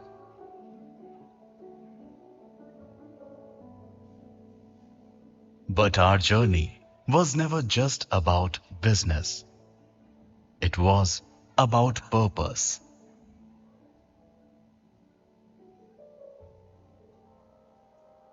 Today, as the world faces the challenges of climate change, Electrosteel stands committed to sustainability. From transforming our campuses into green zones, to pioneering projects that reduce our carbon footprint, every step reflects our belief. Industry and environment can thrive together. We believe our duty extends beyond our gates. That's why we support causes that inspire change, like the 300-kilometer river walk by Shomrat Molik, a journey to protect and revive our lifelines of water, because water is life, and its preservation is our shared responsibility. For 6 decades, our people have been the heartbeat of Electrosteel. Together, we have brought clean water to communities, supported education, and stood by those in need, building hope along with pipelines. From steel to sustainability, from pipelines to people, for 60 years, Electrosteel has worked for a greener, cleaner, and a better tomorrow. And this is only the beginning.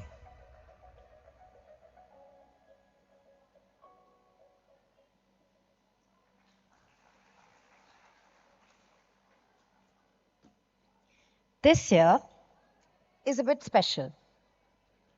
It's special because we have expanded Jal Sevak Samman and its footprints eastwards to Bihar, Jharkhand, Orissa, and of course, West Bengal, honoring the incredible men and women who have been working tirelessly for water-related causes that are deeply relevant to their regions.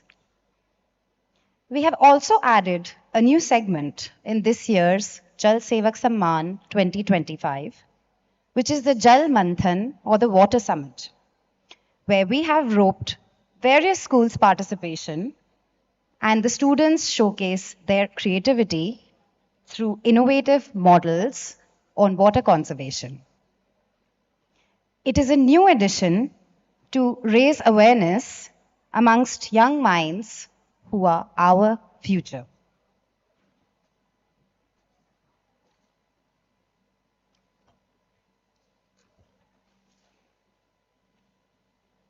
May I now take you through the jury and the press meet AV.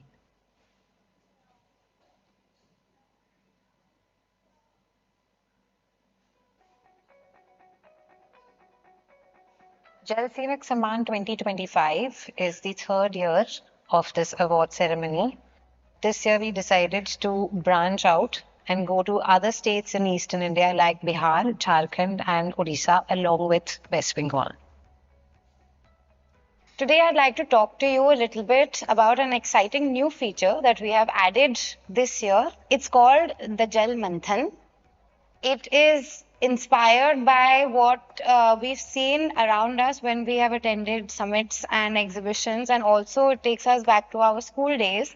The whole idea of all of these different events was that people can get together, ideate, innovate, share, and then at the end of the day come up with certain action points or simply go away motivated.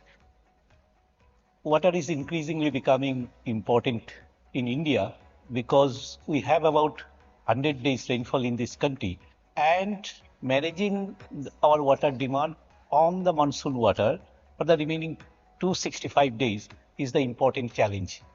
The Jal Sevak Samman is very tuned with this, both the Viksit Bharat 2047 vision, because a lot of it goes into how we can improve our environment, conserve our resources, utilize our resources sustainably.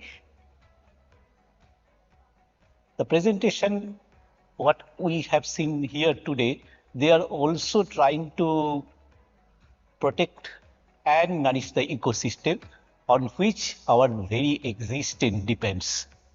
I'm very happy that Electrosteel has started the Jal Sevak Samman for the third time. This is very, very good, and it also gives an exposure to a large number of people who are associated in conservation of water. Because it is the tomorrow which they are conserving, it is the tomorrow they are protecting, and it is also the tomorrow they are gifting to their progeny and their future generations. A lot of people who are contributing are getting associated with this campaign, and we are very sure that in the times to come it will slowly get more and more momentum, so that we are also able to make some noticeable difference to the world of water management in our country. We are very, very excited because as the scope of the award increases, we are able to cover a larger expanse of the country. And at the end of the day, we are Indians, so the environment is equivalent to God over here. And that is the way we should treat it. We should worship what we have been given and we should preserve it for the future. And Jal Manthan and Jal Sevak Samman as a whole tries to do exactly that.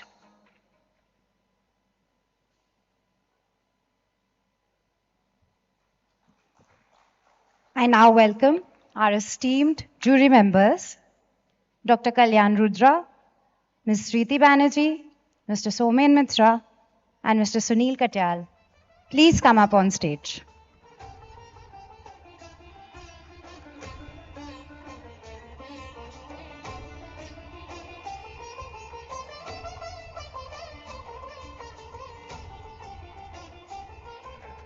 I would like to also invite Mr. Ashutosh Agarwal, the CFO and whole-time director at Electrosteel, to come and felicitate our respected jury.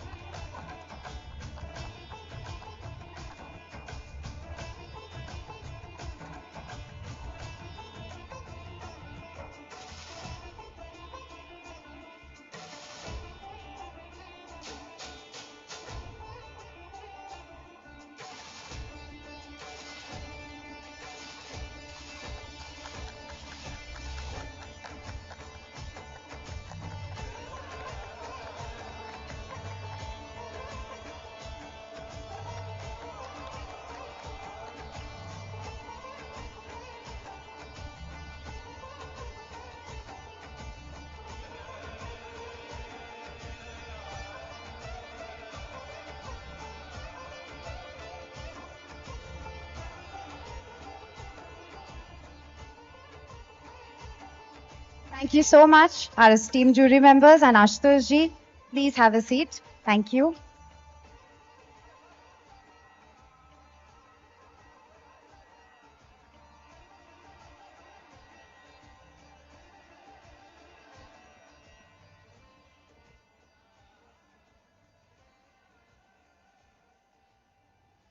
Now, it is time to begin the most awaited part of this evening, the Jal Sevak Samman Awards.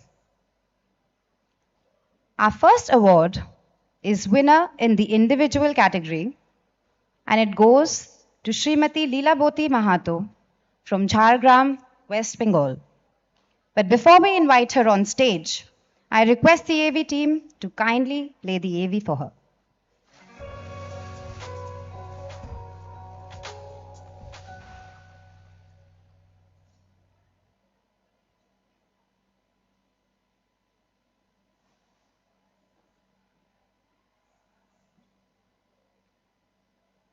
Jhargram, land of red laterite soil, where the monsoon falls hard but never stays. Farming failed, odd labor filled the days. Yet, from this parched land rose a woman who dared to dream green, Leelaboti Mahato, daughter of the red earth, bore her own struggles in silence. But seeing her people weighed down by the same, she emerged with resolve to form a self-help group, not only to save money, but to safeguard futures. Thus, a quiet revolution took root. With a small SHG loan, she leased 3 bighas of land. In 4 months, her harvest brought in over 1 lakh of rupees. It was more than income, it was evidence, proof that farming in dry land could thrive if the water stayed. Leelaboti didn't stop at one village. She walked and organized across 85 villages, from staggered trenches to small ponds, from wells to contour bunds. She and her people built over 1,000 water structures, each one a step towards soil that could hold. Women, once invisible in village meetings, Now plan and lead. She moves from one plot to another, not as a leader, but as one of them, discussing seeds, guiding hands, ensuring the water flows where the dreams are sown. Leelaboti Mahato, cultivator, mobilizer, pathfinder, a true Jal Sevak. Her legacy lives on in every seed sown, every woman who leads. The struggle is far from over, but the dreamer is wide awake. Leelaboti Mahato, the woman who brought green to red soil.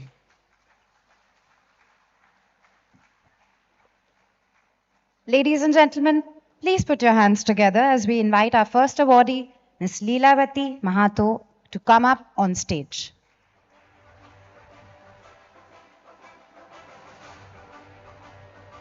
To felicitate Ms. Leelavati, I would like to invite our chief guest, the Honorable Mr. Justice K.G. Balakrishnan ji, to come up on stage one more time to felicitate our winner.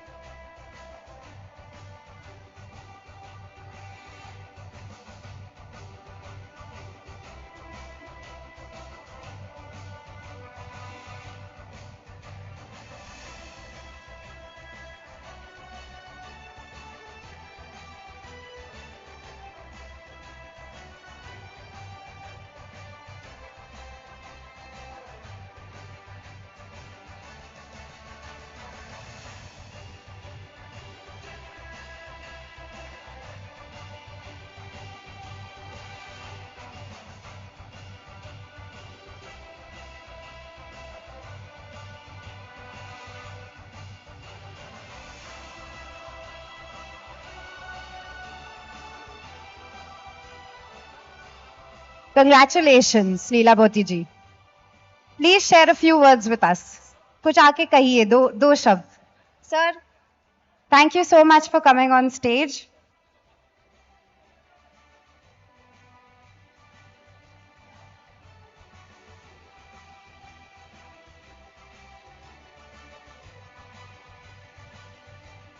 Thank you so much, sir. Thank you, sir. Can I ask you to please take your seat? And Leelabati ji, please come and say 2 words. Thank you.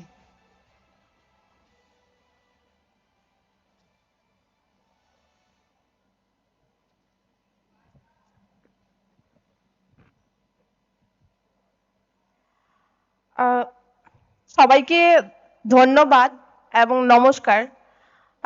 আজকের এই যে successful যে জার্নিটা, এটা শুরুটা খুব একটা ভালো ছিল না। যখন ওই মানুষগুলোকে বোঝাতে যেতাম যে তাদের 6 মাসের যে খাবারটা নিশ্চিত হতো না, জল ছিল না বলে, আজকে এই কাজগুলোর মাধ্যমে তাদের পুরো বছরের খাবার নিশ্চিত হয়েছে এবং তাদের পানীয় জলের অভাবটাও কিন্তু মিটে গেছে।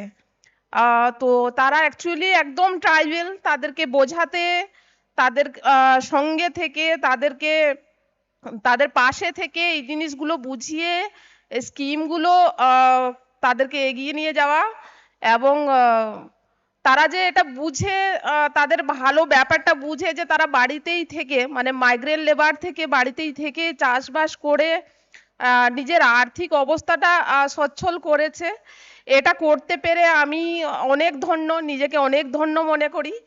আর আজকের এই সম্মানটার জন্যও আমি নিজেকে অনেক অনেক ধন্য মনে করি। তো thank you.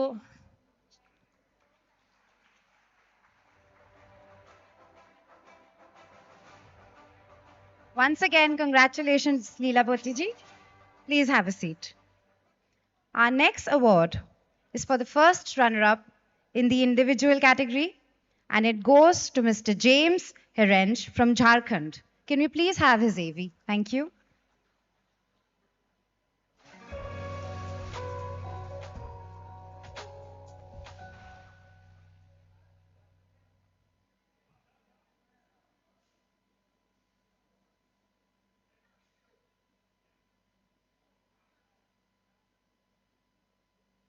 Jharkhand, where rivers rush wild and waterfalls fall with fury. Life and loss flow side by side. They strip the land, leaving behind struggle. And in that struggle rose a voice, James Herring, a son of the soil. He understood the roots of the problem and chose to act. For decades, James walked through dry lands and hard times, listening, learning, leading. Under the government's Manrega scheme, James trained thousands, turning daily labor into a movement for water conservation, giving his people not just employment, but purpose. In 1995, the struggle of Hasato village stirred James's resolve, and he did what many deemed impossible.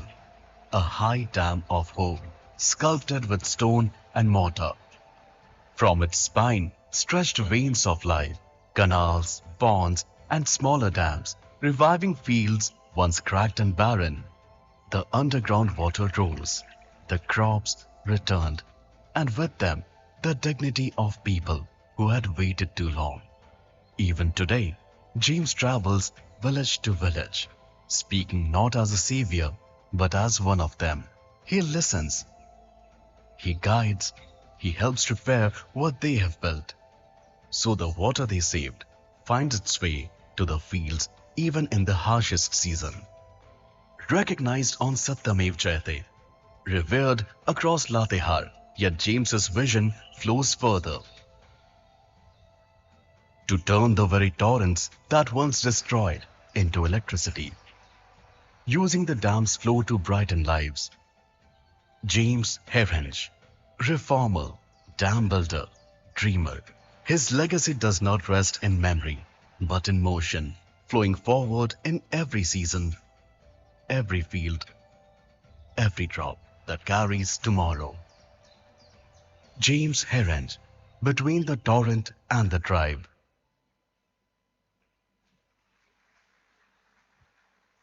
I now invite Mr. James Herring on stage, and to felicitate him, I invite Mr. P.M. Prasad to please come up as well. Thank you.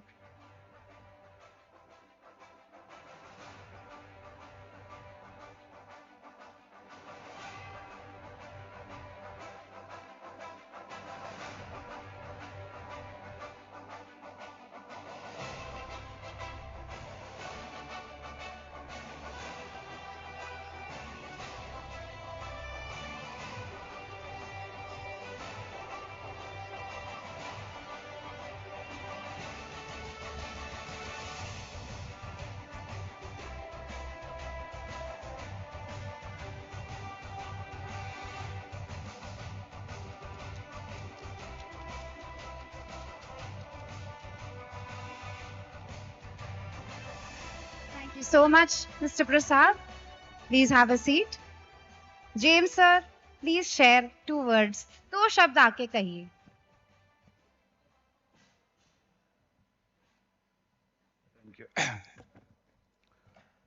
आप सबको हमारी तरफ से और झारखंड की तरफ से बहुत बहुत जोहार. गुड इवनिंग, नमस्कार. अंततः आज की शाम शंकाओं के बादल छट गए हैं. सच कहूं तो इस सम्मान के लिए जितने फोन कॉल्स गए, मैं काफी शंकाओं से घिर गया था कि ये फ्रॉड कॉल है कि सही में सम्मान देने वाला कॉल है. तो मैं पूरा परेशान रहा, कई बार टालता रहा, कई बार फॉर्म भरने में टालता रहा कि कहीं मुझे कलकत्ता में ले जाकर के बंधक तो ना बना लिया जाएगा, मेरे पास कुछ है भी नहीं. तो ये अविश्वास स्वाभाविक है, हम लोग जिस बैकग्राउंड से आते हैं और जिन इलाकों से आते हैं.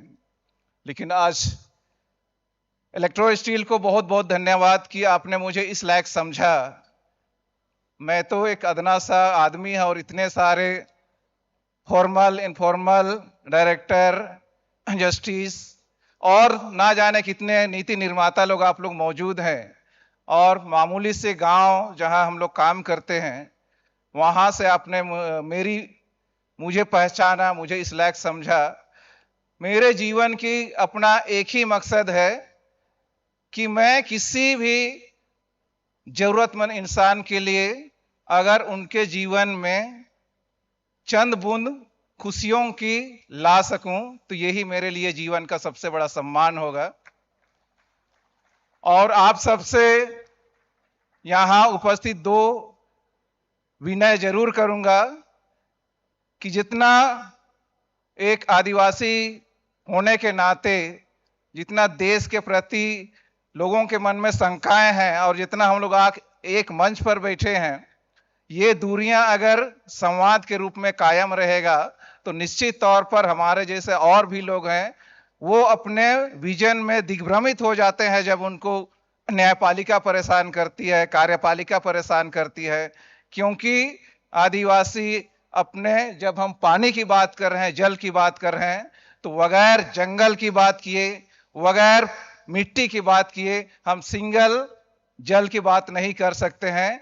तो जल, जंगल, जमीन ये आदिवासियों का वर्षों से संघर्ष रहा है, आज भी संघर्ष कर रहे हैं और इस सम्मान को यहीं ब्रेक ना समझा जाए। अगर इस तरह की सिचुएशन होगी तो आगे भी मैं अपने जीवन में आगे भी संघर्ष करता रहूंगा और आने वाले पीढ़ी को भी ये संघर्ष का संदेश देता रहूंगा।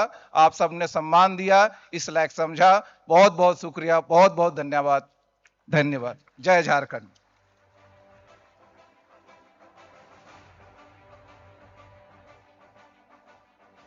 Thank you so much, Mr. James Herringe, for your remarkable efforts.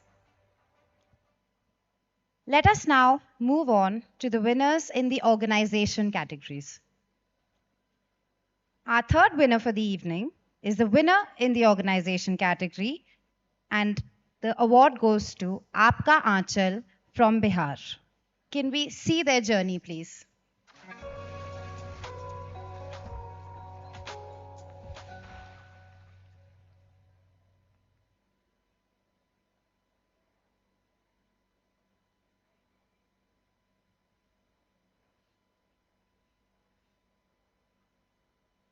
Aapka Aanchal. As a mother's aanchal shelters her child, this NGO shelters the hopes of people. Here, in Barauni district of Bihar, women have risen under the steady leadership of Kamini Devi. They united as Aapka Aanchal, united to create change. They gather, they plan, they act.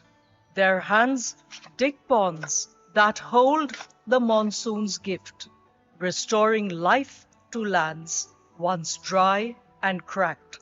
The stored waters replenish underground reserves, feeding their fields, their homes, their livestock, their very existence.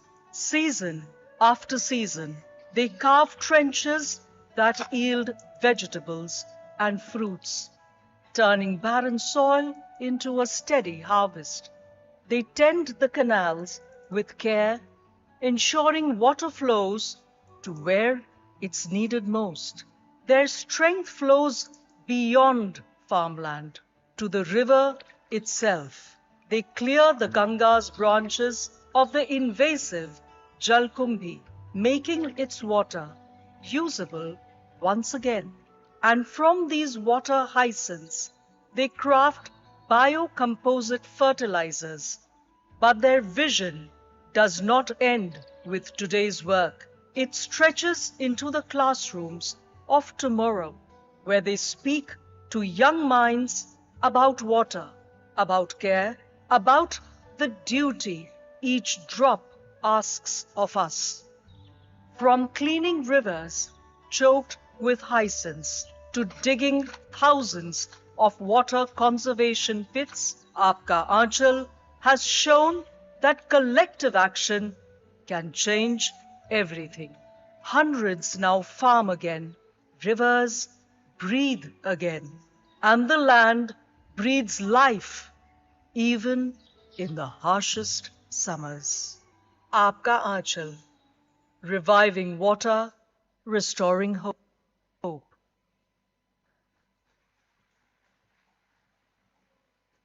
Can we have the representatives of Aapka Aanchal up on stage, please? And may I invite Ms. Shriti Banerjee, Director Zoological Survey of India, to felicitate them. Thank you.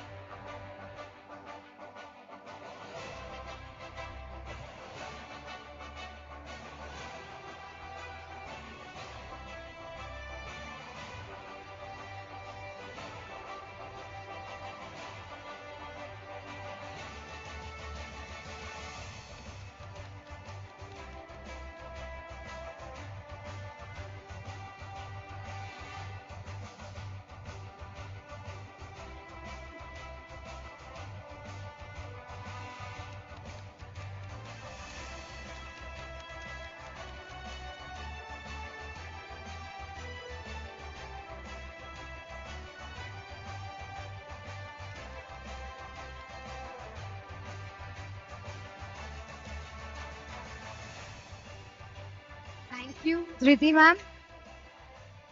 Can we have a few words? दो शब्द आके कहिए, please. आपका आंचल team. Thank you, Shriti ma'am. Can you have a seat? Thank you so much. दो शब्द आप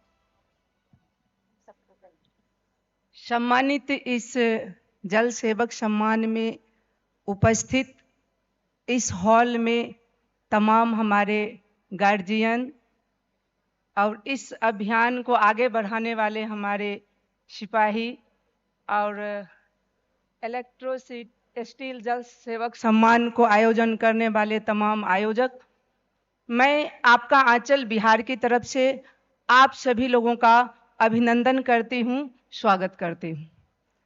ये सम्मान मेरा नहीं है, हमारे साथ जुड़ी हुई हजारों महिलाओं का ये सम्मान है और ये सम्मान इलेक्ट्रोस्टील सिटी का है, जिन्होंने एक गांव की महिला को बुला करके यहाँ सम्मान दिया। इसके लिए आप सभी को हम अपनी तरफ से, आंचल की तरफ से सभी का स्वागत करती हूँ, अभिनंदन करती हूँ। मुझे तो भरोसा ही नहीं है, सम्मान मुझे मिल गया है, लेकिन अभी भी मेरे लिए ये सपना ही लग रहा है कि वाकई में सम्मान हमें मिला है। क्योंकि जिस समय फोन गया था, एक यहाँ से लड़की का फोन जाता था, नाम उसका मैं भूल गई हूँ, तो मुझे लगा कि इस तरह के तो फोन आते जाते ही रहते हैं। हमने कहा कि हमको कोई सम्मान नहीं लेना है, क्योंकि हमने उस तरह का कोई काम ही नहीं किया है। तो उन्होंने, सबसे पहले मैं धन्यवाद उनको ही देना चाहती हूँ जिन्होंने मुझे प्रेरित किया कि नहीं, आप इस आवेदन को भर सकती हैं, आप इस प्रतियोगिता में भाग ले सकती हैं। इसके लिए मैं सबसे बहुत ज़्यादा धन्यवाद उनको दे रही हूँ जो इस स्टील सिटी की मेंबर हैं, जिन्होंने अपनी जिम्मेवारी लेकर के मुझे आवेदन करवाया था। दूसरा, मैं इस सम्मान का, पवित्र जी मेरे यहाँ गए थे कार्यक्रम को देखने के लिए, तो मुझे लगा था अपना आए हैं, देख के अपना जाएंगे, हमको क्या है। बोले कि हमको देखना है कि आप क्या क्या किए हैं। हम बोले ये है, ये है, ये है, उनको पूरा दिखा दिए। फिर बोले और कुछ देखना है, तो बोले नहीं, हो गया, आप देख लिए। हम बोले आए और ये अपना चले जाएंगे, हमको क्या मतलब है। कार्यक्रम देखे, इसकी हमको काफी खुशी थी, कोई हमारे काम को देखने के लिए आया, इसकी खुशी हमें बहुत थी। इसके लिए मैं इस मंच से पवित्र जी को बहुत बहुत धन्यवाद देती हूँ और आभार करती हूँ कि आप हमारे यहाँ आए, इसके लिए आपको धन्यवाद है। बाद में यहाँ से एक वीडियोग्राफी के लिए लोग गए और उस कार्यक्रम का वीडियोग्राफी हो रहा था, तो हम सबको फोन कर करके कह रहे थे कि आज अपने काम का वीडियो हो रहा है, देश दुनिया के लोग देखेंगे, और सभी महिलाएं खुश थी। उसी समय मुझे सम्मान मिल गया था कि हमारे काम को वीडियो शूटिंग किया गया था, मेरे लिए वही सबसे बड़ा सम्मान था। और आपका आंचल ने तो एक छोटा सा प्रयास किया है कि जैसे कि डूबते हुए सूरज ने पूछा कि रात में जग की रखवाली कौन करेगा, तो टिमटिमाते हुए दिए ने कहा मैं भरपूर प्रयास करूंगा। जहां एक और आप तमाम लोग टेक्नीशियन हैं, आपके पास ज्यादा विवेक है, बुद्धि है, बल है, धन है, वहां हमारी आपका आंचल का क्या औकात है। हम लोग तो बस श्रमदान से कुछ करते हैं, जो जरूरत होता है उसी को करते हैं, और जल का महत्व महिला से ज्यादा कोई नहीं समझ सकता है। जब महिलाएं व्रत करती हैं, छठ व्रत जब होता है तो उसमें महिलाएं पानी नहीं पीती है। अन्न के बगैर हम लोग 2 दिन रह सकते हैं, लेकिन पानी के बगैर मात्र एक व्रत छठ करते हैं और दूसरा जितिया करते हैं। तो उस समय हमें महसूस होता है कि जल का महत्व क्या है। जल है तो कल है, जल है तो जीवन है। प्रकृति ने हमें सब कुछ दिया है, सिर्फ प्रकृति के दिए हुए उपहार को यदि हम सिर्फ बचा लें, यही हमारे लिए सबसे बड़ा सवाल होगा और हमारे लिए सबसे बड़ा सम्मान होगा। प्रकृति जो बना के दिया है, हम उसका छेड़छाड़ नहीं करेंगे तो जल अपने आप बच जाएगा। और बिहार में तो कभी सुखाड़ होता है तो कभी बाढ़ होता है, दोनों से हम लोग झेलते रहते हैं। और इसी बीच हम लोगों ने नेचुरल फार्मिंग करके लोगों के बीच एक मैसेज दिया है। हम तो सिर्फ नाम मात्र हैं और आप सभी लोगों का फिर से बहुत बहुत धन्यवाद, क्योंकि गांव के लोगों को यहाँ तक लाए हैं। जो मेरे लिए एक सपना था, उस सपना को आपने पूरा किया है। और महिलाओं के लिए एक स्लोगन के साथ अपनी बात समाप्त करूंगी। बुनियाद है चट्टान है मीनार है औरत, बुनियाद है चट्टान है मीनार है औरत, हर मुल्क की तहजीब का आधार है औरत। आदमी की तरक्की की छत जिस पे रखी है, आदमी की तरक्की की छत जिस पे रखी है, उस छत को संभाले हुए दीवार है औरत। तुमने जिसे गुम कर दिया नेपथ्य में, तुमने जिसे गुम कर दिया नेपथ्य में, उस मंच की मुख किरदार है औरत। तुम्हें तो देने ही पड़ेंगे, तुम्हें तो देने ही पड़ेंगे उन तमाम हकों को जिसकी हकदार है औरत। तुम्हें है डर जंग छिड़ जाने का, तो उस पार आदमी है तो इस पार है औरत। हम जंग की बात नहीं करते हैं, हम संग की बात करते हैं। आइए मिलजुल कर एक साझा प्रयास करें जल को बचाने के लिए। और यहाँ तो हमें काफी खुशी हुई कि हम 2 महिला ही आगे आकर के इस सम्मान को लिए हैं। इसके लिए आप तमाम लोगों को बहुत बहुत धन्यवाद। महिलाओं को आगे बढ़ाने के लिए और महिला के कार्य को सम्मान देने के लिए मैं आपका आंचल की तरफ से सभी लोगों का पुनः धन्यवाद करते हुए अपनी बात समाप्त करती हूँ।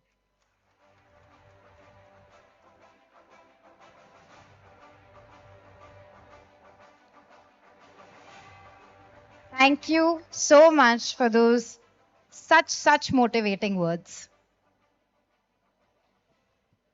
The 4th award is our first runner-up in the organization category, and it goes to Adarsa. Can we have the AV, please?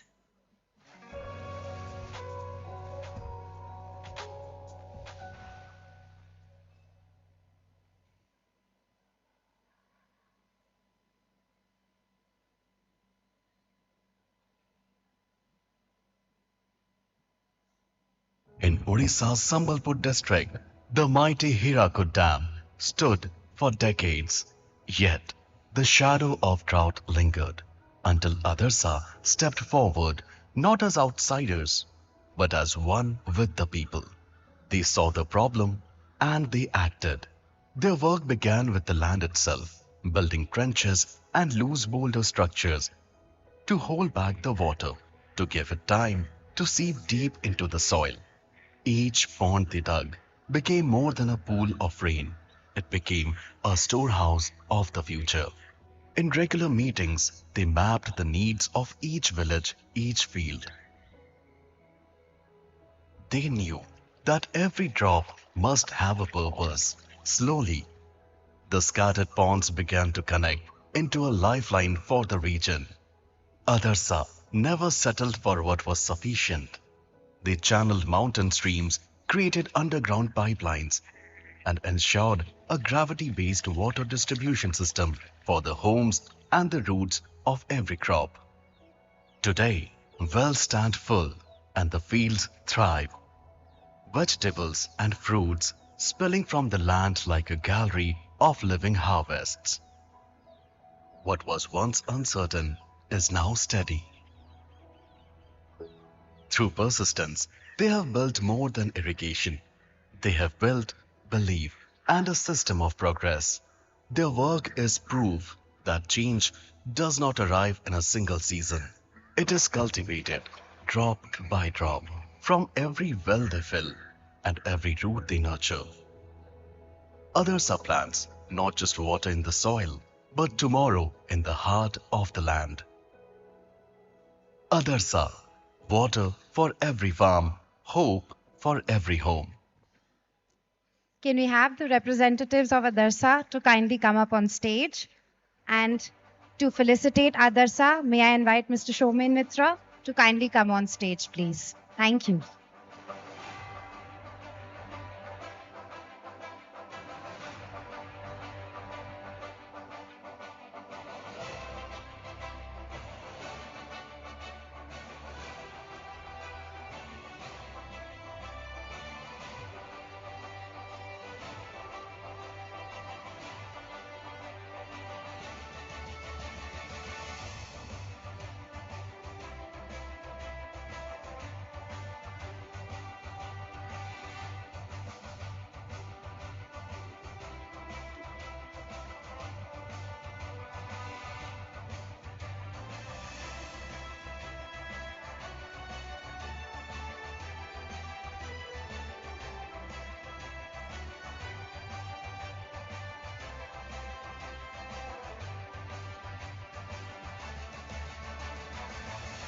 Thank you so much, Shominda. Please be seated. Can I please request Team Adarsa to come and say a few words?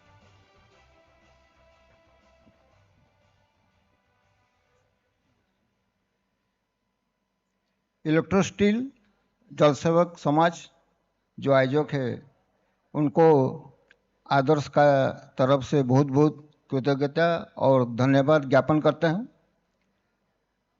पानी का तो बहुत सब जानते हैं, लेकिन गांव-गांव में जो पानी बह जाता है उसको कैसे गांव लेवल में उसको संरक्षण किया जाएगा और गांव लोग को मोटिवेट करके श्रमदान का हिसाब से खुद का जो समस्या होता है उसको कैसे समाधान किया जाएगा, उसका प्रयास किया गया है।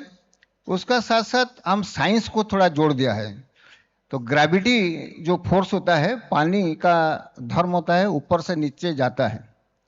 जंगल में बहुत सारा स्ट्रीम रहता है, उसका पानी को पाइप से बिछाकर अंडरग्राउंड से घर घर में पानी को सप्लाई कर देता है।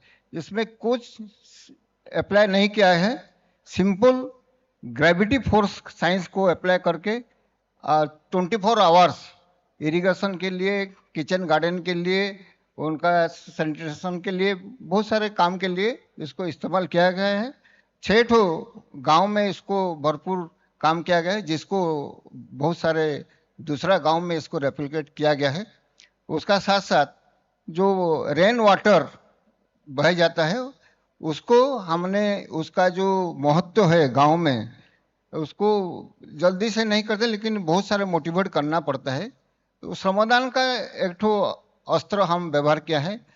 57 ऐसे बड़ा बड़ा स्ट्रक्चर वो श्रमदान से हमने काम किया है। वो जो हमारा जो अवार्ड्स है वो और थोड़ा हमको इंस्पायर करेगा और ज़्यादा तरफ हमारा वाटर कंजर्वेशन में जो काम कर रहे हैं अभी उसको और स्पीड अप करके और बहुत नया नया जगह में इसको इस्तेमाल किया जाएगा।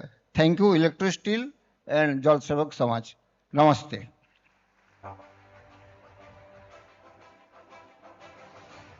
Congratulations once again, Team Adarsa. Our final honor for this evening is a Lifetime Achievement Award. And this award goes to none other than Padma Shri Simon Oraoji, the waterman of Jharkhand. Let us witness his extraordinary journey. Can we have the AV, please?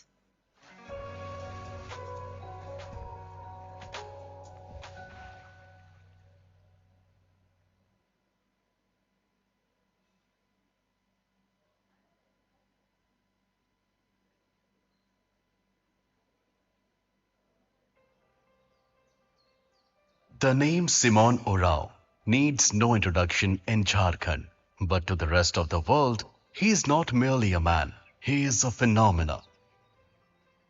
Forged in the soil, shaped by struggle.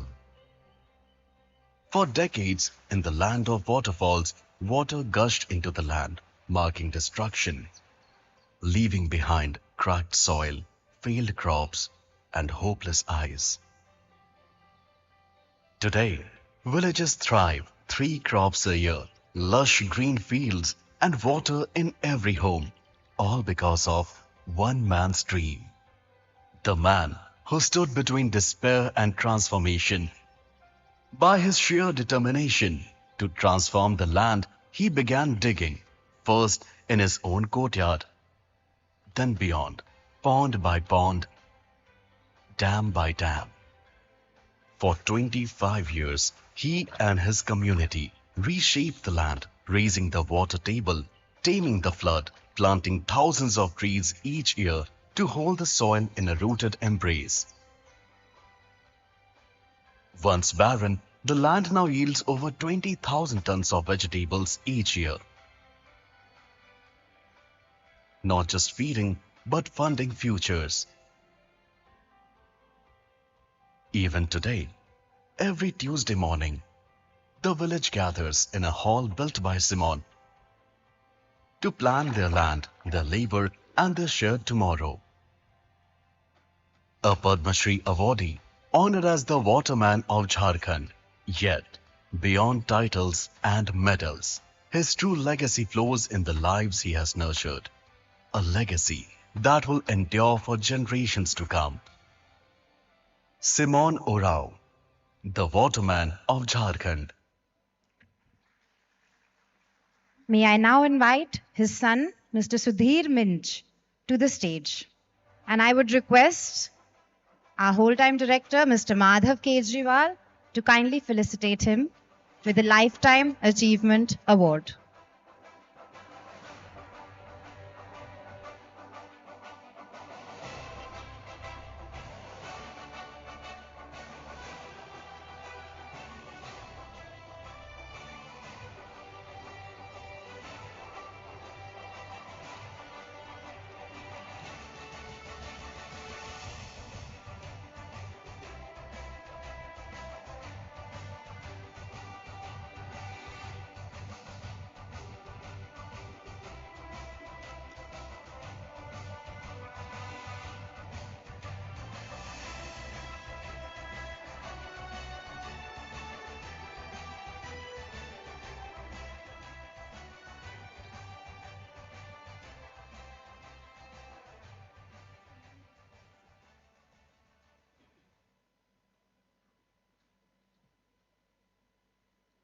आज इस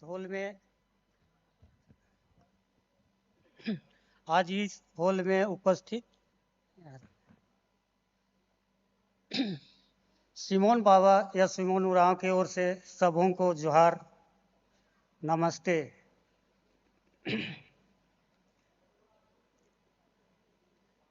वह एक छोटा सा गांव में बेड़ो प्रखंड का अपना एक समय के अनुसार आज भी उसका सोच को हम लोग अनुभव करते हैं तो आंख में आंसू आते हैं। जब झारखंड में वर्षा का पानी बरसने के बाद 1 घंटा भी नहीं रुकती थी, खेत में बहुत कम रहता था, उसका विचार के अनुसार वो अपना सोच को बदला। बदलने के बाद में छोटा छोटा डैम का शुरुआत किया, जिसे उस पानी को बरसात का खेती हो जाने के बाद नेक्स्ट समय में जैसे अक्टूबर नवंबर के समय में सब्जी की फसल के उपयोग के लिए वह छोटा छोटा डैम बनाकर सब्जी, गेहूं, मक्का उत्पादन करने के लिए झारखंड को मतलब अपना रांची क्षेत्र के में बहुत बहुत सहयोग किए हैं। जब मेरा पिताजी का सोच या सिमोन बाबा का सोच कभी भी हम लोग महसूस करते हैं, उस क्षेत्र में अभी भी संगठन के द्वारा बहुत से कार्य करते हैं और जल सुरक्षित रखने के कारण जल एक मनुष्य के लिए भर नहीं, जल जीव, पेड़ पौधा सबों की आवश्यकता है। जब उसका सोच को हम लोग देखते हैं अभी भी गांव घर में, तो हम लोग को अचंभे में पड़ जाते हैं। एक साधारण सा व्यक्ति इतना अच्छा अनुभव अपना दिमाग में रख के और अपना क्षेत्र झारखंड के लिए काम किए और आज हर किसान उसके अनुसार अपना अपना योगदान दे रहे हैं, फसल उगा रहे हैं और लहलहा रहे हैं। धन्यवाद। जोहार।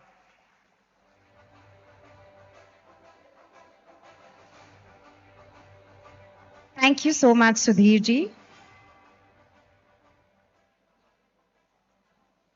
Before we move on to the musical part of the evening, on special request, I'd like to now call upon stage all the winners and all the chief guests, special guests, and guests of honor for a photo opportunity with the senior team of Electrosteel before we kick off the musical program. Please come on stage for 2 minutes. Thank you.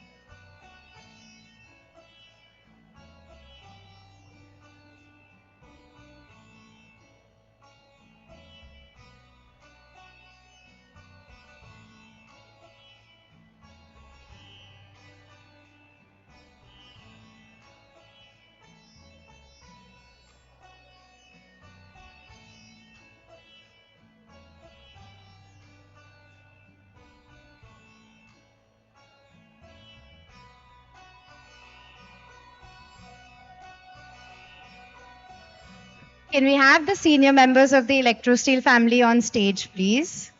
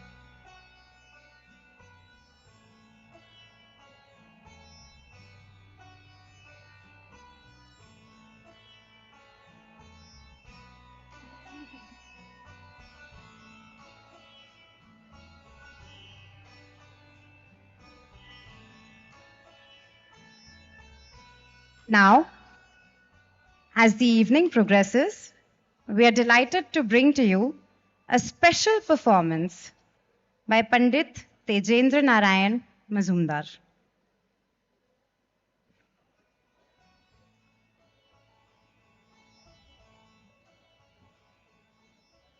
Before the performance begins, we would require a few minutes to get the stage prepared. Until then, I would request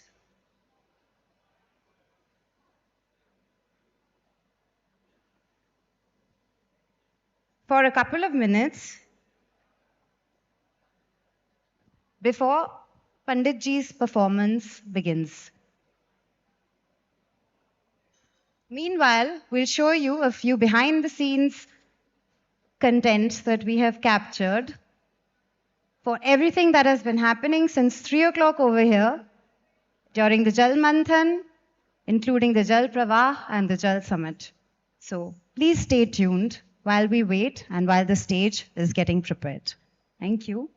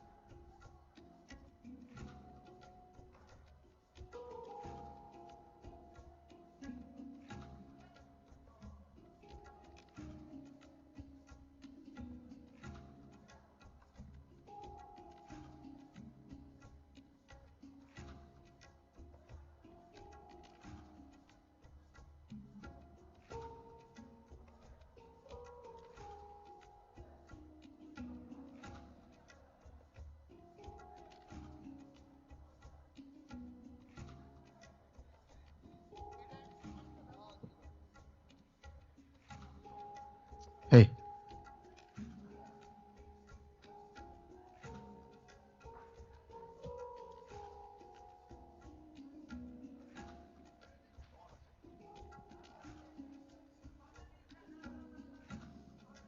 While we're waiting, I would like to draw everybody's attention to the bar at the back, which is now open, and the snacks, both inside and outside, which are being circulated.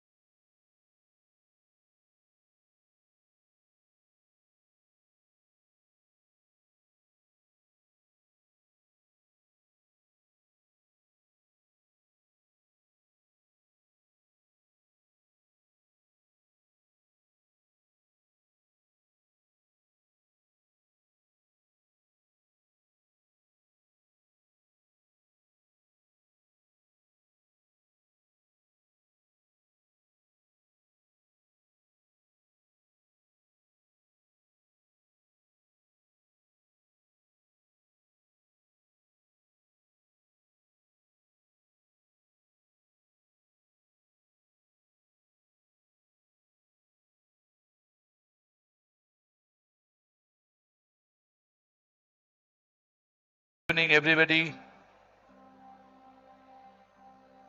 Water, water everywhere.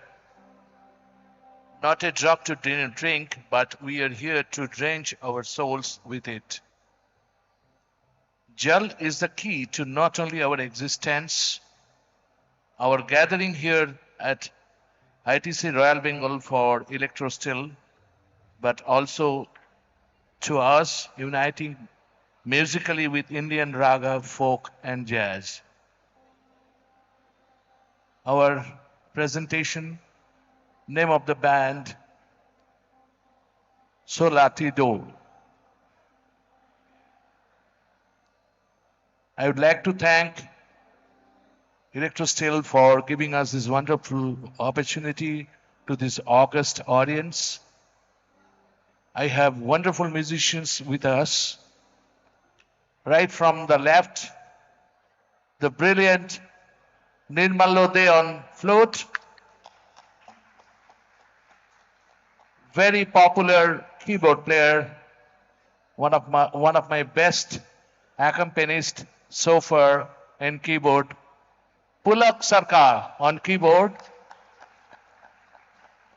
wonderful, brilliant singer, Snita Pramanik Ghosh. Here on the right, the young sensation on tabla, Ishan Ghosh. On drums, your most favorite Gaurav Gabu Chatterjee. And on bass guitar, one of my most favorite bassist, Moinak Bampi Nak Chaudhuri. So we are going to present the numbers, and that will be very much related to the theme of this evening. The first number we are going to present, Invocation, based on Rag Megh. Rag Megh, Invocation. Thank you.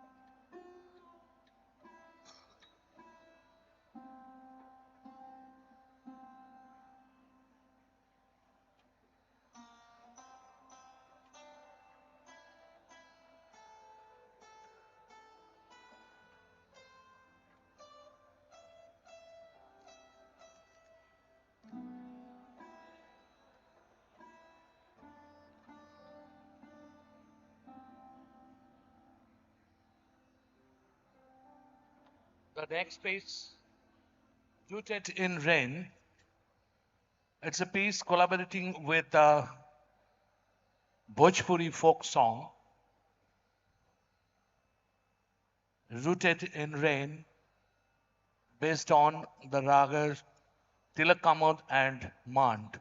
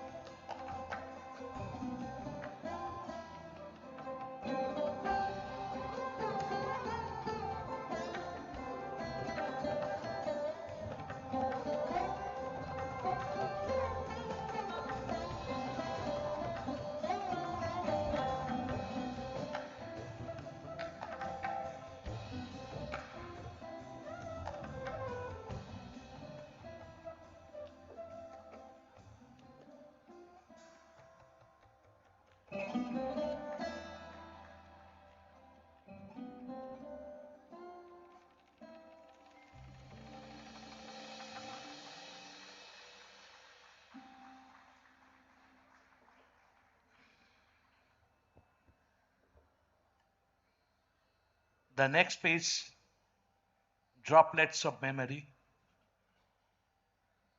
based on rag, coffee. Droplets of memory.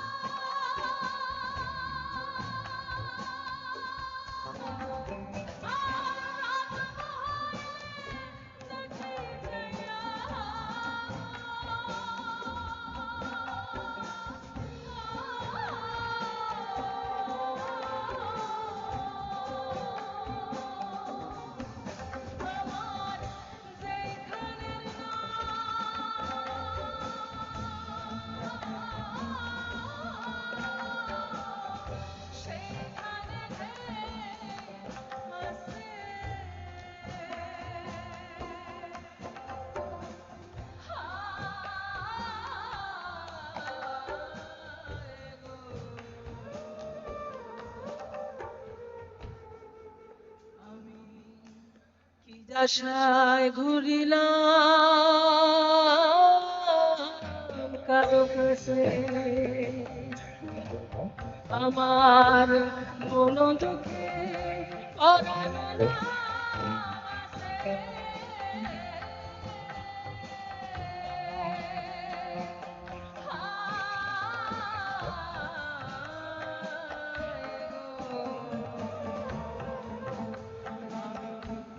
আশায় ঘুরিলাম কারো কাছে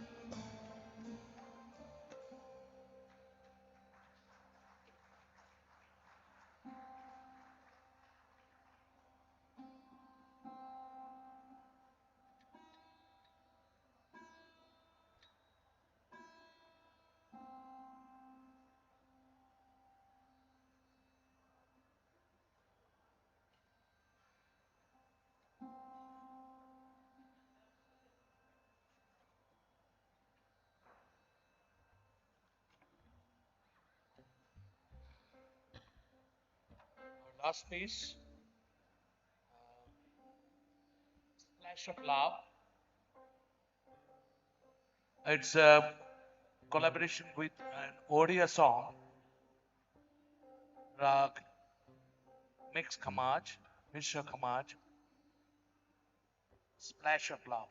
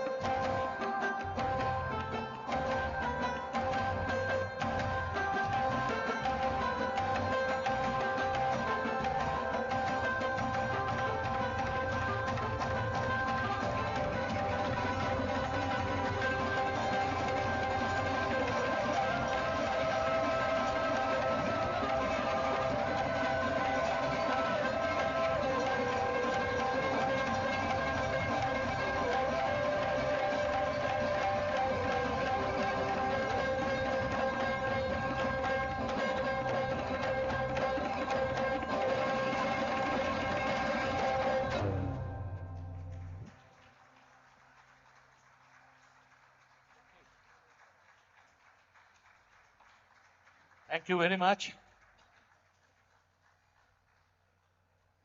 Ninbalode Unfloat.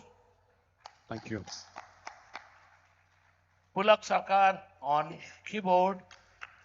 Smita Pramanik Ghosh on vocal. Great. Ishan Ghosh on tabla. Gaurav Chatterjee Gabu on drums. And Bumpy Nak Chaudhuri, Mainak Nak Chaudhuri on bass. Thank you.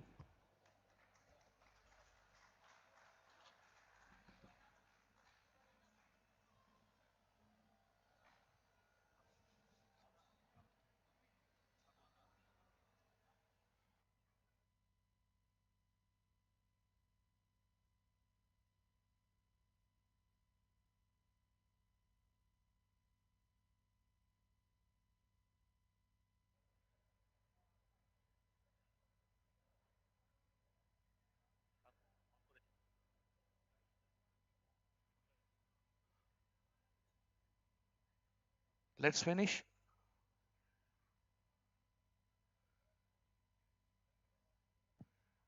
Hello.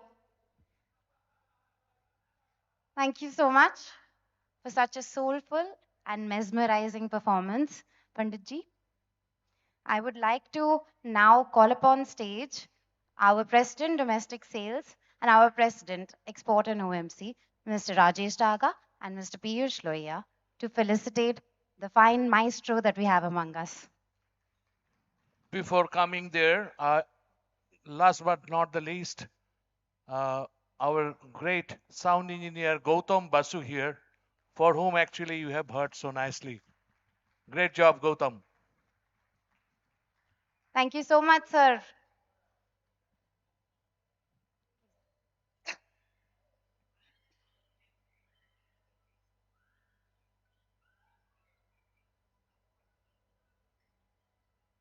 आप उत्तरी पे नहीं हो? वो book देंगे।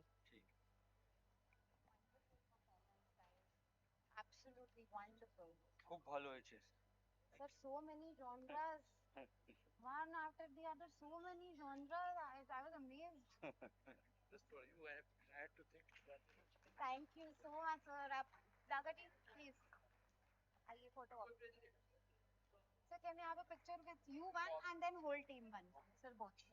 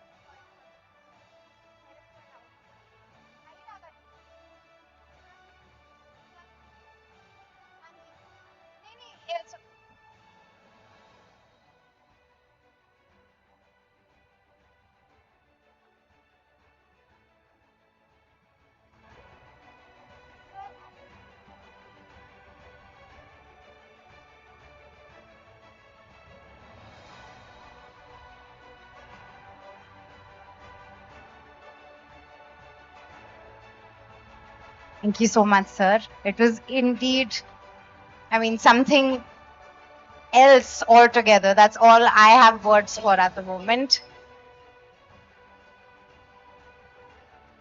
I'm sure it was a team effort. Every single person had their part to play, and it was amazing. Thank you so much for letting us be a part of it.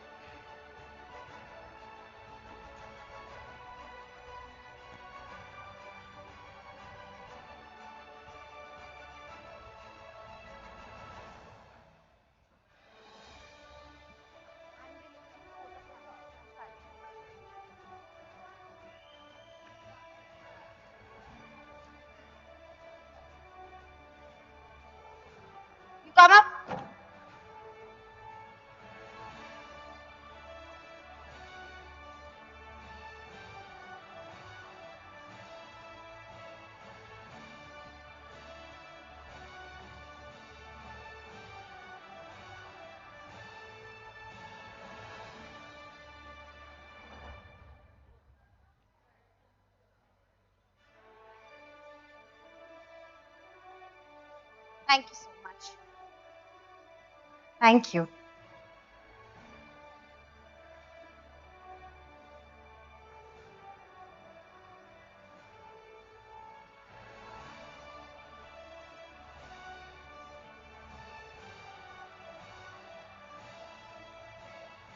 Now, as we move towards the concluding part of our program, it is indeed my pleasure to deliver the vote of thanks on this momentous occasion. Today has been an inspiring journey. Witnessing the extraordinary achievements of our water warriors and the insightful knowledge sharing of the students during the Jal Manthan, it was all altogether something out of a storybook. On behalf of the organizers, I extend my heartfelt gratitude to our chief guest, the Honorable Mr. Justice K.G. Balakrishnan, the former Chief Justice of India and Chairperson, National Commission on Conversion, for gracing us with his presence and words of encouragement.